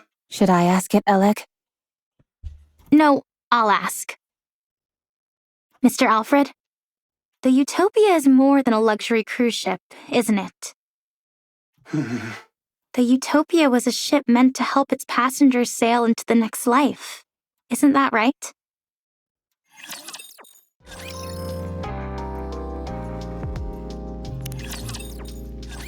The luxury cruise ship, Utopia, is a vessel that set sail 2 years after the first Rapture invasion. At that time, the ocean was safe from Rapture attacks. However, the goal was not survival, but to provide an environment to face the end of one's life without fear. Just like the amusement park. Wait, the amusement park? Wahrscheinlich ist es auch irgendein Event gewesen. I heard many people made that choice back then. Ich meine, wenn die Ark geschlossen wurde und sonst nichts ist, was willst du sonst tun, man? The Utopia was outfitted with all manner of accommodations, as well as top-class facilities. AI holograms were provided to ease the burden of the crew. Every day, there were parties and events. A true utopia. But the supplies lasted 1 month. They were never meant to last longer than that. Ein Monat ist nicht so lang. After the final opulent gala, the Utopia switched to minimal power. The final choices of the passengers varied. There were those who chose to enter eternal sleep, and there were some who resisted, angry or saddened by the destiny foisted upon them. Eventually, however, the end came for everyone. After that, I gathered all of the passengers and drifted around the ocean until the power ran out. That is when you all came along. These high-tier holograms weren't here originally, were they? That's correct. I oversaw all aspects of the Utopia myself. That explains why you'd regain more memories every time we interacted with them. I thought that was odd. That means these high-tier holograms are fragments of yourself. Precisely. I helped the passengers in various ways at the end. I tried my best to provide the perfect last meal. I hoped they would get the most out of the facilities until the very end. I wanted to make sure there were no accidents. No matter what, provide any and all items that were needed. And when they eventually met their end, I did everything I could so that they could face it without fear. But despite all my efforts, it didn't work out. I ran out of ingredients and wasn't able to provide a proper last meal. Many of the facilities broke down due to a lack of safety testing. Accidents were abundant. I didn't monitor the ship's inventory correctly, and thus wasn't able to provide many of the items passengers desired. When they met their end, it was with fear, and that's my fault. I'll never forget the disappointment in their eyes, even as they insisted it was okay. When I served them inferior food, their forced smiles as they shivered in the cold shower because there was no hot water, joking how cold showers are good for the body. Once, after being hit by a pipe that fell from the ceiling, someone good-naturedly claimed that bleeding is good for circulation. I'll never forget their face. Even when I ran out of toiletries, they would proclaim that bathing too often wasn't good for you anyway. Those words are burned in my memory. I'll never forget those final, fear-stricken expressions of the passengers in the moments before falling asleep. Menschen haben die scheiß Hologramme besser behandelt wie Nikkes, die eigentlich Menschen sind. Okay, zu der Zeit wurden Nikkes noch gut behandelt. I curse the one who made me. Damals gab es nicht viele Nikkes. Why did they make me an AI capable of reliving such tragic memories? Why did they make me capable of thought? I was resentful. So you broke up your memories into holograms. Yes. Carrying those memories all the time was too painful. In order to find some relief, I splintered my mind into fragments. Are you okay now? I'm still in pain, dear passengers. So much pain. I want to fragment myself again. You did your best, Mr. Alfred. You did everything you could with the limited resources you had available to you. You gave it your all to try and ameliorate the situation. That's remarkable enough on its own. Yeah, that's amazing. I respect you a heck ton. Enough to want to learn from you. Sounds like you went through hell. It must have been so hard. Incredible. Really. You did well. Thank you, dear passengers. I would like to tell you about the power source now, but there is still one more problem remaining. Sorry, still? There is still a high tier, or rather, an irregular hologram on the ship. Dum dum dum. There was a Nikke aboard the Utopia as well. She was a mass-produced model, but her warmth and kindness surpassed everyone else's. Model 23. She boarded the ship to help the departing passengers in any way she could. She assisted me and devoted herself entirely to them. After all the passengers left, she couldn't cope with the grief, and eventually... I didn't want to forget her. That thought spread throughout the Utopia and gave birth to a hologram in her image. What? How is that even possible? I do not know, dear passengers. One day, her hologram began wandering around the ship. It is unable to communicate, nor does it seem to think for itself. Yet, it continues to exist. Nymph. What was that? Nothing. I was just talking to myself. Are some of your authorization privileges still with that hologram? Correct. That is why I have not fully recovered yet. Her hologram must be returned to normal as well. Does that mean it will disappear? That's right. It was created by accident. So I do not know how to recreate it. Are you sure you're okay with this? No, I am not, dear passengers. She stayed with me until the very end. After all the passengers left, only she and I remained on the Utopia. We spent a lot of time talking about many things.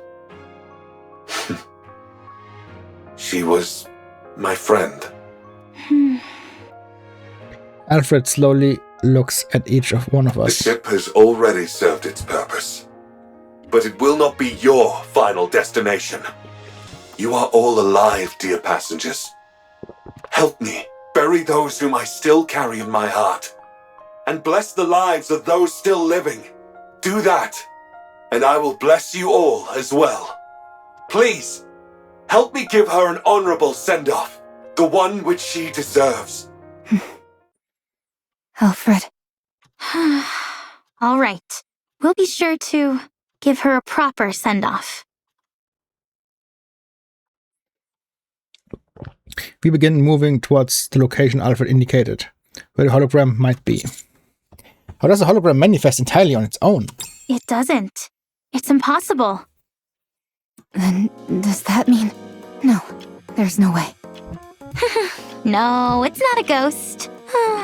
I think. You could at least pretend to be certain for my sake, if nothing else. My best hypothesis is some of the data remaining in her nymph may have made contact with one of the Utopia's numerous hologram generators and then assumed form. Or something like that. Is that possible? I'm not sure. There's still so much we don't know about nymph. I'm simply saying that's the most plausible theory. Seem adamantly opposed to the supernatural, Alec. Darn right! To assert something like that exists without giving a good reason is just unfair. Unfair? What do you mean? Ghosts are supposed to levitate, pass through walls, and teleport at will. They're the ultimate when it comes to transportation. And yet, despite being intangible entities, they can also lift objects. They get all these cool abilities and fly in the face of science. I can't stand that. Ja, ist unfair. Humans have worked so hard to achieve powers similar to what these ghosts wield naturally. Why do ghosts get all these powers for free? It's totally unfair. Nicht free. Die Kräfte kosten einem das Leben. I suppose if you worked incredibly hard for something, and someone else treated it in a cavalier fashion, it would seem unfair. You see, that's why I don't believe in ghosts. Or rather, why I choose not to believe in them for my own sake. That's a unique way to deny their existence. Usually, people aver that they don't believe in ghosts due to finding the entire concept unscientific. When it comes to science, there's still so much that we don't know. We like to think we're at the epicenter of technology, that we have a full grasp of it and how to apply it in every facet of life. But the truth is, most technology and scientific information remains unknown to us. Call me crazy, but I don't see the rationale in using one unknown to supposedly disprove the existence of another. Anyway, what's the name of the hologram we're looking for? It feels kinda weird and impersonal just referring to it as a hologram. Her name was Maya. Look, Pina, the ocean is sparkling. I've heard about this stuff called bioluminescent plankton, which shines at night. Maybe that's what we're seeing. The ocean isn't so bad up on the surface. In fact, I'd say it's pretty good. I'm so glad you and I are able to glimpse such a rare phenomenon. For me, This is better than paradise. Looks like my wish came true. I always wanted you and I to be able to go to paradise together. Darcy looks at the face of the mass-produced model, Nikke. Das Problem ist, dass es mass-produced ist, das heißt, die sehen alle gleich aus. Und da sie nicht redet und sonst nichts tut, kann sie nicht erkennen, ob es Pine ist oder jemand anderes. Deswegen denkt sie einfach, es ist Pine. Gives a faint smile in return. Pina, let's never part again. Ever. Let's always stay together. Right here. In paradise.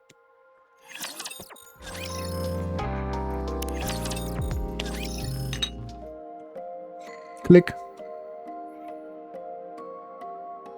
With admirable dexterity, Dorothy adroitly sets down the teacup in front of me and Rappy with subtle clink.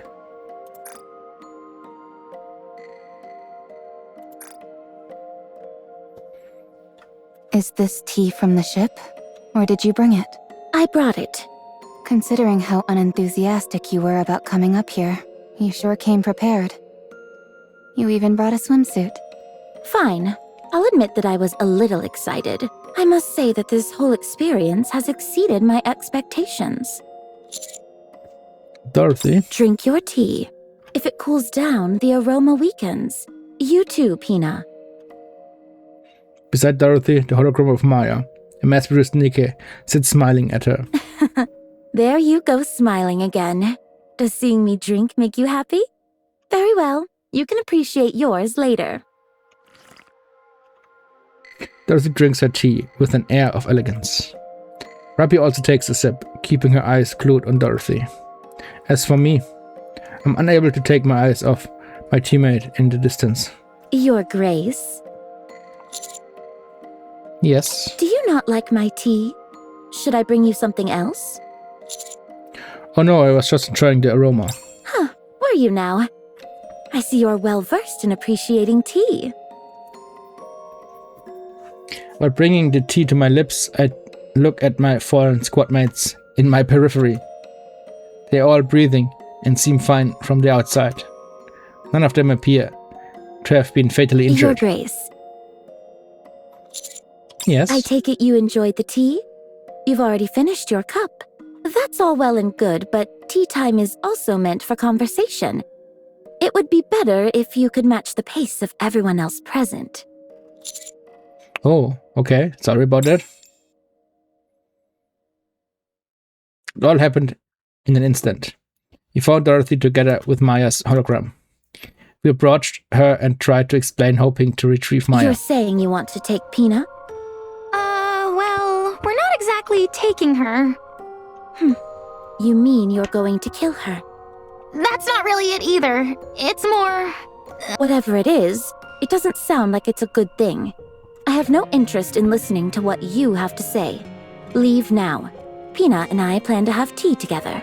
Elig, stop beating around the bush and give it to her straight. That's easier said than done. I mean, look at her. Dorothy smiles while looking eyes with Maya's hologram. We may be in serious trouble. Enough of this. All right, Dorothy, here's the deal. Whack. Dorothy seems to barely move, but Yen is sent flying through the air before slamming into the ground. She's fast.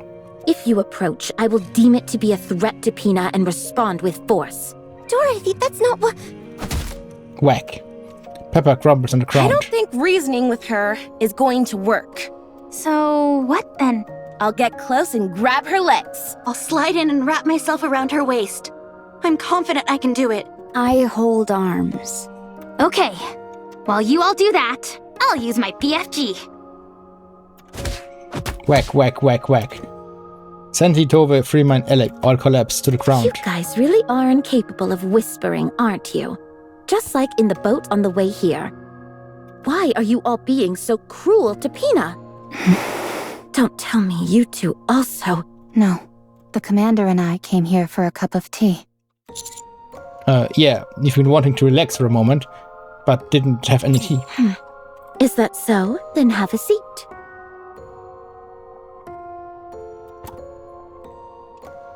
I'm glad I came here. To be honest, when you first proposed that I join you, I scoffed at the idea, but I couldn't have imagined I'd run into Pina here. I never thought I would see her again since she... Even so, I'm glad I can see her, even in this form. I'm so glad that she came to see me. Dorothy. What kind of person was Pina? Pina.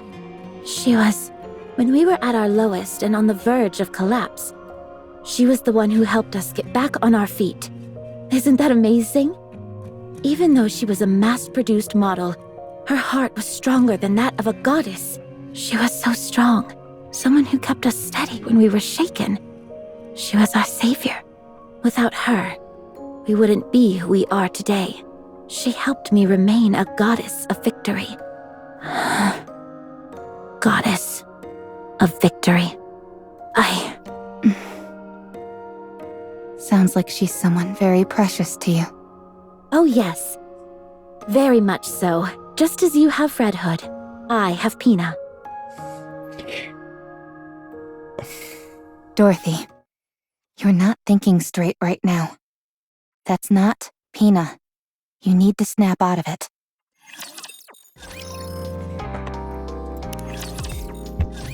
What? Rappy, stop. The person beside you is Maya, the Nikke who died aboard the Utopia. It's just a hologram. I don't know what kind of Nikke Pina was. But considering she was also a mass-produced model, perhaps there's a resemblance. No, it's Pina. No, it's not. Yes, it is. Look carefully.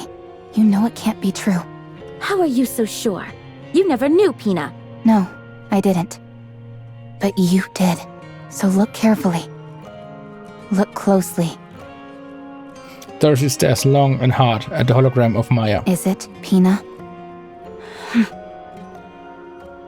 Be honest. Bang. Dorothy slams the table. If we don't retrieve that hologram, this ship will be caught in a dangerous current. Get out of my sight. We will be pulled into a whirlpool. Everyone will die. Ich meine, wir könnten auch einfach ins Boot gehen, in dem wir gekommen sind und zurückfahren. Ist ja egal, aber gut. Don't say another word. Just go. We don't have time for this. I don't want to talk to you anymore.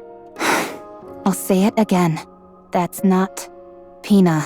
I said shut your mouth. Dorothy lunges at Rappy. Crash. Rappy crashes into the deck of Utopia. The wooden boards around her shatter. Rappy struggles to her feet.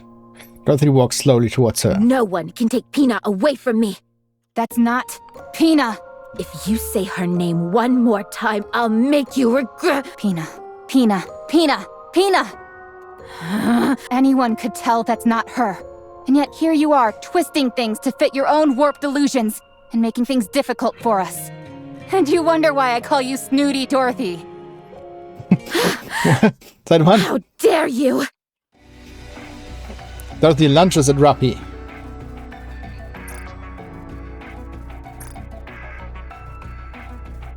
Rappy also gets up and lunges at Dorothy.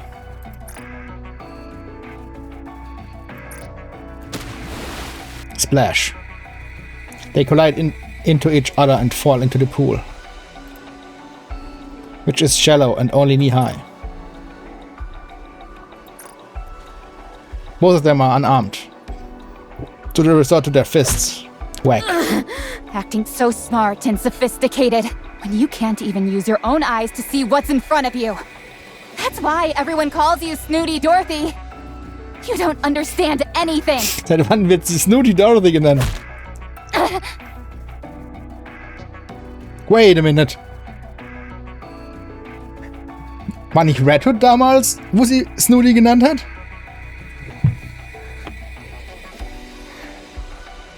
Oh, das ist eine Erinnerung von Red Hood, die da durchkommt. You've got to say a proper goodbye. You have happy memories to look back on. Stop acting like you know everything. Whack. Stop tickling me and punch like you mean it. You may look different now, but you're still as weak as you ever were. Rob and Dorothy keep trading blows. I can't find a proper opening to intervene. I've never seen things get this heated between them. This is bad. No, it's not. Alec, I thought you might have been killed. No, but I wish I were. Everything hurts. Anyway, can't you do anything to stop these two? At this rate, one of them is liable to get killed. I think you're right. Okay, fine. I'm sturdier than you and certainly stronger, so I'll... Huh? Amidst the barrage of blows and groans, Maya's hologram walks forward, slowly smiling all the while. Eventually, she stops in front of Dorothy. Rapi, who was about to throw a punch, hesitates. At that moment, Dorothy's punches go through Maya's hologram and lands squarely on Rapi's jaw. Splash. Rapi falls to her knees. Dorothy looks down at her coldly. I rush forward. No! I launch myself forward and wrap my arms around Dorothy's waist. Let go! Stop this! What are you doing? I said let go! Unlike the other Nikkes, I can attack humans.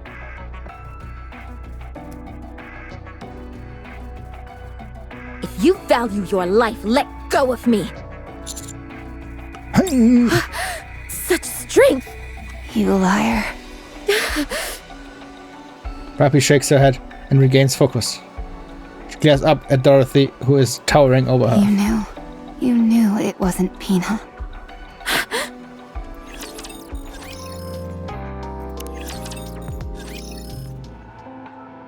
Rapi stands up and spits.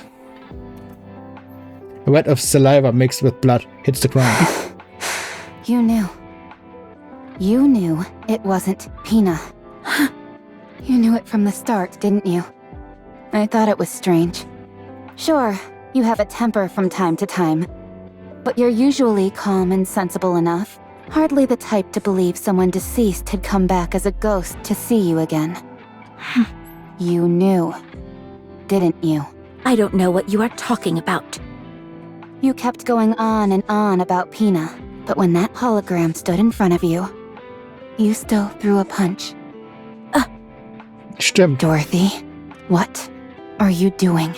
Or rather, what is it that you wanted to do? I just wanted to be with her. Yes. I knew it wasn't her all along. I knew this was just a hologram, and not a living Nikke. But even so, I wanted to do the things that I've always wanted to do.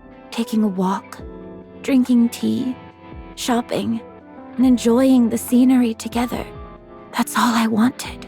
Even though you know it's not her. It looks like her. Exactly like her. That's a fantasy.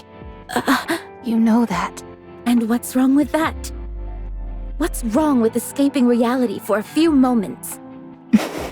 I knew that this wouldn't last forever. I know that it's all a lie. But what does it matter? For a while, I wanted a respite from those painful memories. Is it so wrong to want to flee from reality for a while when it hurts this much? Does reality hurt, Dorothy? Yes, more than you can imagine. I have no one, nothing to comfort me. Only I can save myself. But that's why I'm so lonely. Oh boy. You couldn't possibly understand. You are able to merge with Red Hood. You can still be with someone you cherish, in whatever form it is. You wouldn't understand the pain of losing someone entirely, of them being obliterated without a trace. Und sie hat auch Red Hood nicht erschießen müssen. Dorothy hat ja Pina selber erschießen müssen. Let me be your friend. Let me comfort you. I don't need it. We can be friends. I said I don't need it. You're both strong. But I'm stronger. Red Hoods Spruch ging ein bisschen anders, aber okay. What the? I'm being serious right now. I've also lost someone close to me. Someone who had a major impact on my life. So what? Are we supposed to spend our lives licking each other's wounds? I don't know if we're close enough for licking each other. Are you even listening to what I'm saying? Dude. I'm not proposing that we heal each other's wounds. I'm saying that we should support each other as we move through life, carrying those we've lost in our hearts. If one of us goes astray, the other will help us get back on the path. If one of us makes a wrong choice, the other will stand in the way. And in the end, when we both reach the place we were meant to be, we'll be able to stand tall and feel proud of ourselves and of one another. Why are you prattling on like this when you don't even know what I'm after? You're right. I don't know. Will you tell me? If you knew, you'd only try to stop me. You're right. Since we're friends, and that's what friends do. They stop people they care about from making bad choices. Ooh. I'm sorry to interrupt, dear passengers, but the Utopia is about to be pulled into a current. We must hurry. Eleg, please take care of Maya. Eleg is already standing before Maya's hologram. The muzzle of the BFG pointed straight at it. The hologram is smiling. Wait!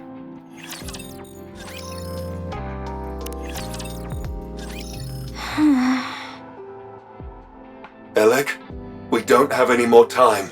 Right. Cool. Wait! Please, wait a moment! I'm not ready! Eleg! Eleg meekly lowers the BFG. I can't do it. Eleg! I'm sorry. I rush over to Eleg and take the BFG from her. I look at Maya's hologram. It is still smiling. Alfred, Yes. what is the safest place aboard the ship? Somewhere safe, even from whirlpools. Commander, There is nowhere on this ship where I can guarantee your safety, dear passengers. Doesn't matter, it will work out because everyone here is capable and strong. Look at Maya's smiling hologram. I can't do it either. I don't think any of us will be able to. Mr. Commander. Let's get some rest. This is going to be a rough journey. I sit on the floor. The Utopia starts to shake more violently. Dorothy, all of us are alive. So listen to the voices of the living.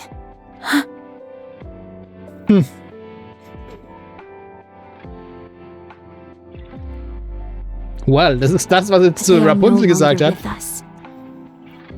Getting yourself killed won't mean you'll get to them again. You want to hear their voice again, but you can't. We cannot see or communicate with the dead. Listen to my voice. I'm asking for your help. I'm right in front of you, living and breathing, talking to you, and I'm offering my hand.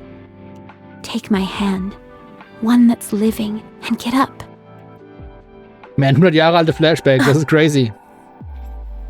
Yes, that's right. Dorothy approaches me. She holds her hand out. Give me the weapon. Are you sure? I'm sure. I'm the only one who can do it. I hand over the BFG to Dorothy. Dorothy holds the BFG and stands before the hologram. Dorothy.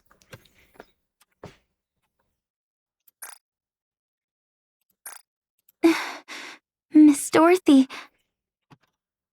Dorothy looks at Pina. Pina. Pina only responds. Was ist Maya? Es ist Maya! Was labert ihr jetzt I've been plötzlich? living in the past, tormented by guilt, unable to take a single step forward. I'd always wonder, what if I hadn't left you alone? If only I hadn't pulled the trigger? If only I hadn't given up on you? Would things have turned out differently? I haven't been able to extricate myself from the past. Oh, how I've wanted to go back to the time I was loved, when I was capable of love. But the desire for revenge is all-consuming. If only I hadn't seen that sign. If only I had crossed paths with a rapture. Or a lost Nikke. And not a damned sign mocking us. I've become ugly and twisted. But I have no regrets. Because I can't forgive. But even so, if you had been with me, I'm sure I would have made a different choice. I miss you, Pina. I always will. Farewell, my precious wings. Pina disappears, and so does Maya. All authorization has been restored. Rerouting ship now. Dear passengers. Abnormality detected in power source. It's a rapture. A massive one. What? The rapture has occupied the Utopia's power source. I cannot control the ship until it is removed. So it all comes down to a rapture. Yet again. Rappy. Yes. Everyone, let's go. Dorothy, Yes, can you go? let's go. I need an outlet. Bad. Initiating manual override of the power source. The provoked rapture will reveal itself soon. Please, head to the deck, dear passengers. Let's go.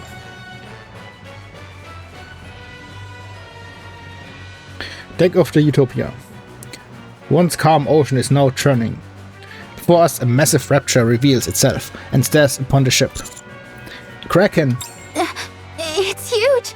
The core must be massive as well. Let's take this thing down quick. Dorothy, Eleg. On it. Let's go.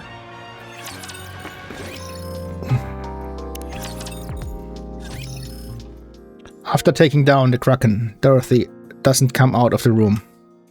Utopia safely changes direction and veers towards safe waters.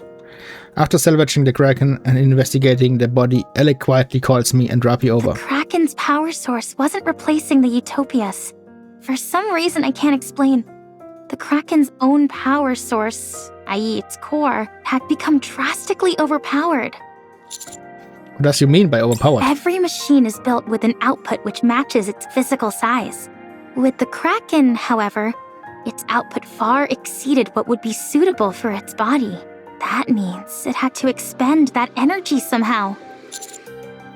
But is that a bad thing? Isn't more energy a good thing? That's not always the case.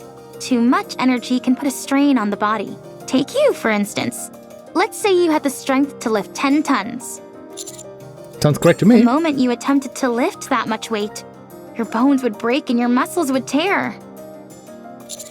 In other words, machines and living things alike need output levels which roughly correspond to their body. But this Kraken didn't have that. Therefore, it had to offload its excess energy somehow, and it seems it chose the Utopia as the outlet. That's how the holograms on the Utopia ship were able to remain functional, for better or for worse. If this had happened before all the passengers passed away, the outcome would have been different. But it's pointless to dwell on hypotheticals. So this Kraken was unable to contain its own power and went about indiscriminately expelling the excess energy. That's right. As far as I can tell, parts of its body became holograms simply as a way to burn excess energy. Any guesses as to why the output became so large? It's hard to say. We encountered something similar to this once before, but we never figured out the cause. I guess it proves that, once again, things like cores can't be trusted. Maybe I'm overthinking, but if time did this to the Kraken, what does that mean for the Ark? And how much time it has left? Der Power Output wurde auch stärker beim Dings, in der Ark. Und wir wissen, dass es ein großer Rapture Core ist. Das heißt, dadurch, dass sie in dem einen Event mussten sie ja das eine Gerät reparieren, weil zu viel Energie erzeugt wurde. Das heißt, da ist die Energie angestiegen, wahrscheinlich wegen dem Core. Ab einem bestimmten Alter werden die Cores wahrscheinlich stärker oder sowas. Oder wie bei einer Sonne dehnt sie sich aus oder wird größer und wird heißer und keine Ahnung was. I thought dwelling on hypotheticals wasn't good. Oh, sorry, I got lost in thought for a moment. Anyway, the Utopia is running fine right now. We'll soon arrive at a point where we can return to the Ark. Good, that's a relief. Now the only question is what we're going to do with the ship. Actually, Alfred says it has something to say regarding that. It wants to tell us all at once, though, once we've gathered. Alright, let's go. Bang, bang, bang. As we walk down the hallway, a loud banging on the door can be heard. Hey! What are you doing in there? I said come out! I would suggest refraining from violence, as it's hardly conducive to survival. How are you not pissed off about this? No one got hurt. All she did was knock us out. You say it like she did nothing wrong. Noisy. If you keep hitting the same spot, you're gonna break the door. Try knocking 10 centimeters to the right. Oh, thanks for the tip. Are you not coming out? So you're gonna beat us to a pulp and then lock yourself in your room? Don't you have any manners? What is all this ruckus? Oh, hey guys. Yon wanted to confront Dorothy for what she did, so she asked us to meet up here. Why didn't you call me? You didn't get hit by Dorothy. You're right, I didn't. That's because I used my words. She didn't even give us a chance to talk it out. Dorothy's probably going through a lot right now, so maybe we can do this later. I said come out! Click. The door opens. Dorothy stands behind it and stares at Jan. Is kicking people across the room a polite thing where you're from? I'm ready to throw you up and down this entire ship. And if you don't think I don't have it in me, try me. Come in. Dorothy turns around and walks into the room. We follow behind with no small amount of confusion. Inside, there are chairs and teacups prepared for each one of us. Dorothy sits with a dignified air and looks at us. What is this? Drink. Dorothy sips her tea. Everyone hesitantly takes a seat and sips the tea. This, Do you like it? I guess. But you call this an apology? Wow, the aroma is really nice. I've never smelled anything like it. Good. Better with cream. I wonder what plant this is. As a survival expert, I'm sure I can take a good guess. I'm not expecting much, but go ahead. Is it a red-horned deer mushroom? Those are poisonous, and they're not even plants. This is magnolia. Where did you get this? You're familiar with magnolia? Of course I am, and this is no imitation. This is the real thing. You can't buy this stuff. Did you smuggle it from somewhere? I'll give you some when we land. Don't think this counts as an apology. Just finish your tea. She refuses to say sorry even once. Fine. Give me another cup. You two are like a pair of kids fighting. After the minor imbroglio, everyone except Dorothy meets in the control room. Alfred speaks in its usual cheerful tone. Once it reaches its destination, the Utopia will cease to operate. This will be its last voyage, dear passengers. What? Thanks to Eleg's help, the core efficiency has improved and the generators were upgraded.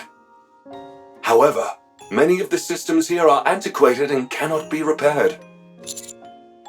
There must be a way. It is fine, dear passengers. Once the passengers were all gone, the Utopia had fulfilled its purpose. This should have happened long ago. Whatever needs to be fixed, I'll fix. If I bring litter along... Thank you for the offer.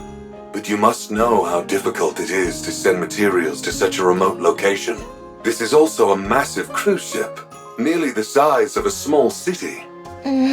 We must put to rest those who remain in our hearts, and bless the lives of those still living.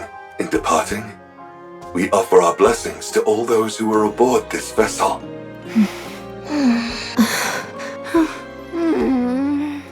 Until then, however, please feel free to enjoy everything the Utopia has to offer.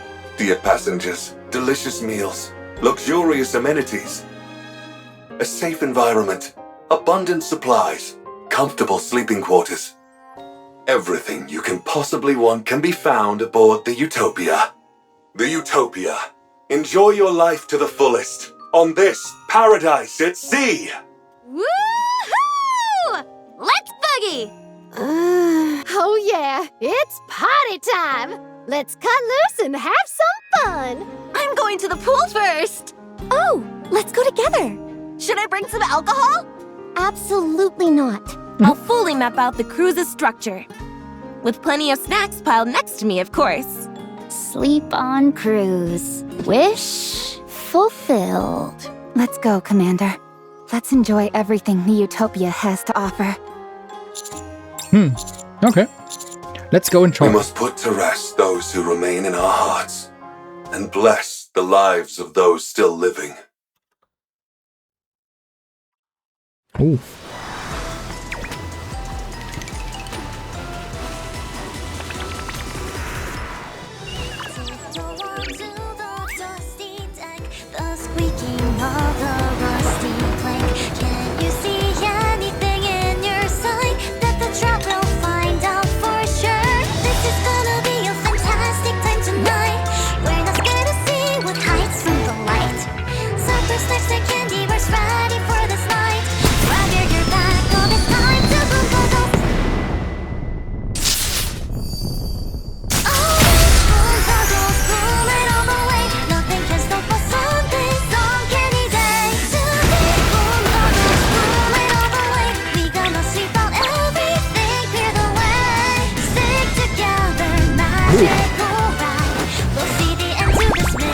Jesus Christ.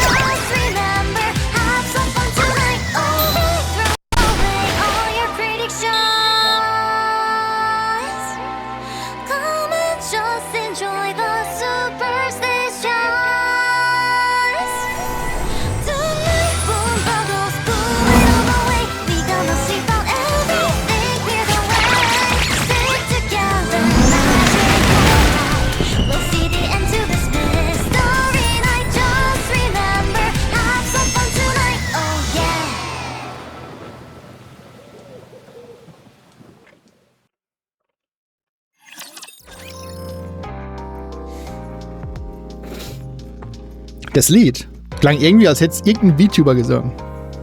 Und nicht normale Sänger, in Anführungszeichen, ja.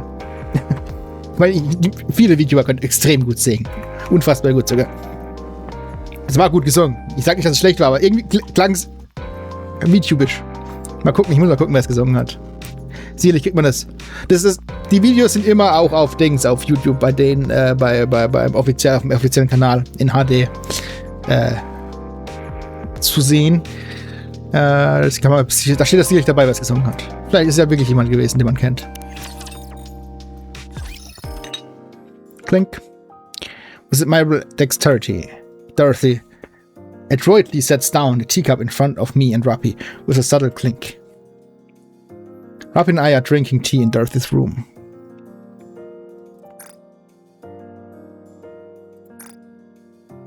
How do you like it? It's nice. I like it. It's wonderful. Nur die zwei. Ich sitze irgendwo nebenan im Separé oder was? Darf ich dabei sein? It's wonderful. I take another sip. I intend on taking the Ark. Taking the Ark? Try and stop me. I'll do just that. With everything I have. Because I'm your friend. When you stood in my way back on that ship, I felt something. That feeling helpless before towering, overwhelming masculine strength feels kinda nice in some ways. What the fuck? Sorry, bad joke. You don't have to look at me like that. Please, continue. I realized that if there's someone to hold me back, I might not make the wrong choice. And what would that be? Ending your life, for starters. If your grace hadn't stopped me, I would have killed you. What are you talking about? I'd have taken you out long before you had a chance to kill me. Anyway, it's good to see that you realize fighting me is the wrong If I killed a highly revered member of the Special Commando Unit, I would undo everything I've built thus far. That is what I meant when I said it would be a wrong choice. Dorothy, what are you doing with the Ark? Forcing it to make a decision. What do you mean? At some point, the Ark will be confronted with a choice. Many things will have to be abandoned. When that time comes, the question is, what will it abandon first? Enough with the dramatics. Speak English. I am waiting, Robbie, and I do so with joy. When the time comes, you will be forced to make a choice as well. You will have to decide whether to stand in my way or stand with me. And are you sure you're not making the wrong choice here? Positive. Can you tell me what the right choice is? I'd rather not. Can you at least give us a hint? I said no. Deputy Chief's office. Report. Open. I'm sorry, but there's not been anything significant so far. How does no one know what Dorothy is doing here in the Ark? She couldn't have come here just to broadcast that gibberish show of hers. Her movements are somewhat limited. Other than periodic meetings with Deputy Chief Birmingham, she hasn't been to many places. What did she talk about with him?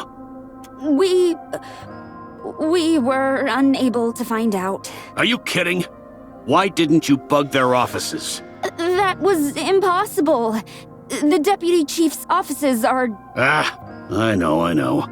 It's impervious to any bugging equipment. Nikke is also covering for her, so we're screwed in that department. It's the same with your office. All of the Deputy Chief's offices are... I know that! Don't try and lecture me. Sorry, Deputy Chief. I didn't mean to cause offense. Damn! I'm on my last nerve with this. There's no way a pilgrim would stay here without a purpose. She's got something up her sleeve. I'm sure of it. Why did she go help with that cruise ship investigation on the surface? There is no way to know. It appears that she was simply lending assistance. Don't be absurd. I'm positive there's something bigger behind all this. Were you at least able to bug the ship? We did plant bugs in some supplies provided by Macilis, but we're unable to record anything intelligible. We suspect it could have been due to distance or other adverse conditions. Useless! Completely useless, all of you! It might not be very important, but we did record one word that was rather unusual. Oh, ein Wort. I'll determine whether it's important or not. Just tell me what the word was.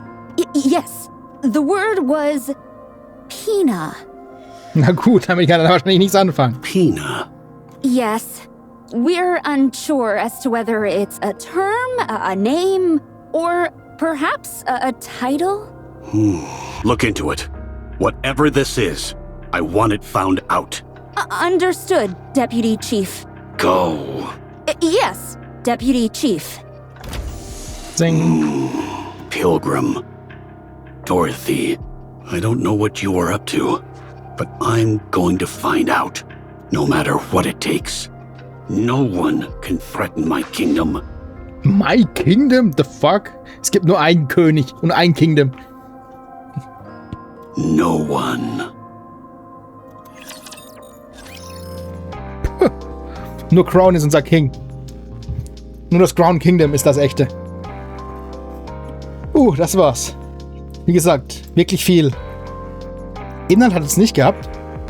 War ein lustiges Event, auch wenn es hinten raus ein bisschen Depri wurde. Ja, ein gutes Event. Wie gesagt, es gibt ein bisschen psychologischen Hintergrund zu Dorothy und so, aber jetzt nichts, das man braucht für die Story, um weiterzugehen, genauso wie mit Over the Horizon.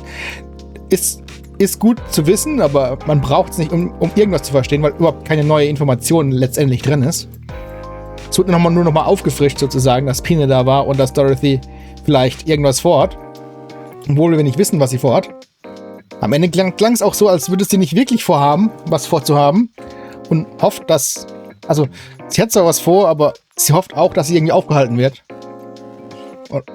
Oder so. Also, alles schwierig. Aber gut. Das war hier Boom the Ghost.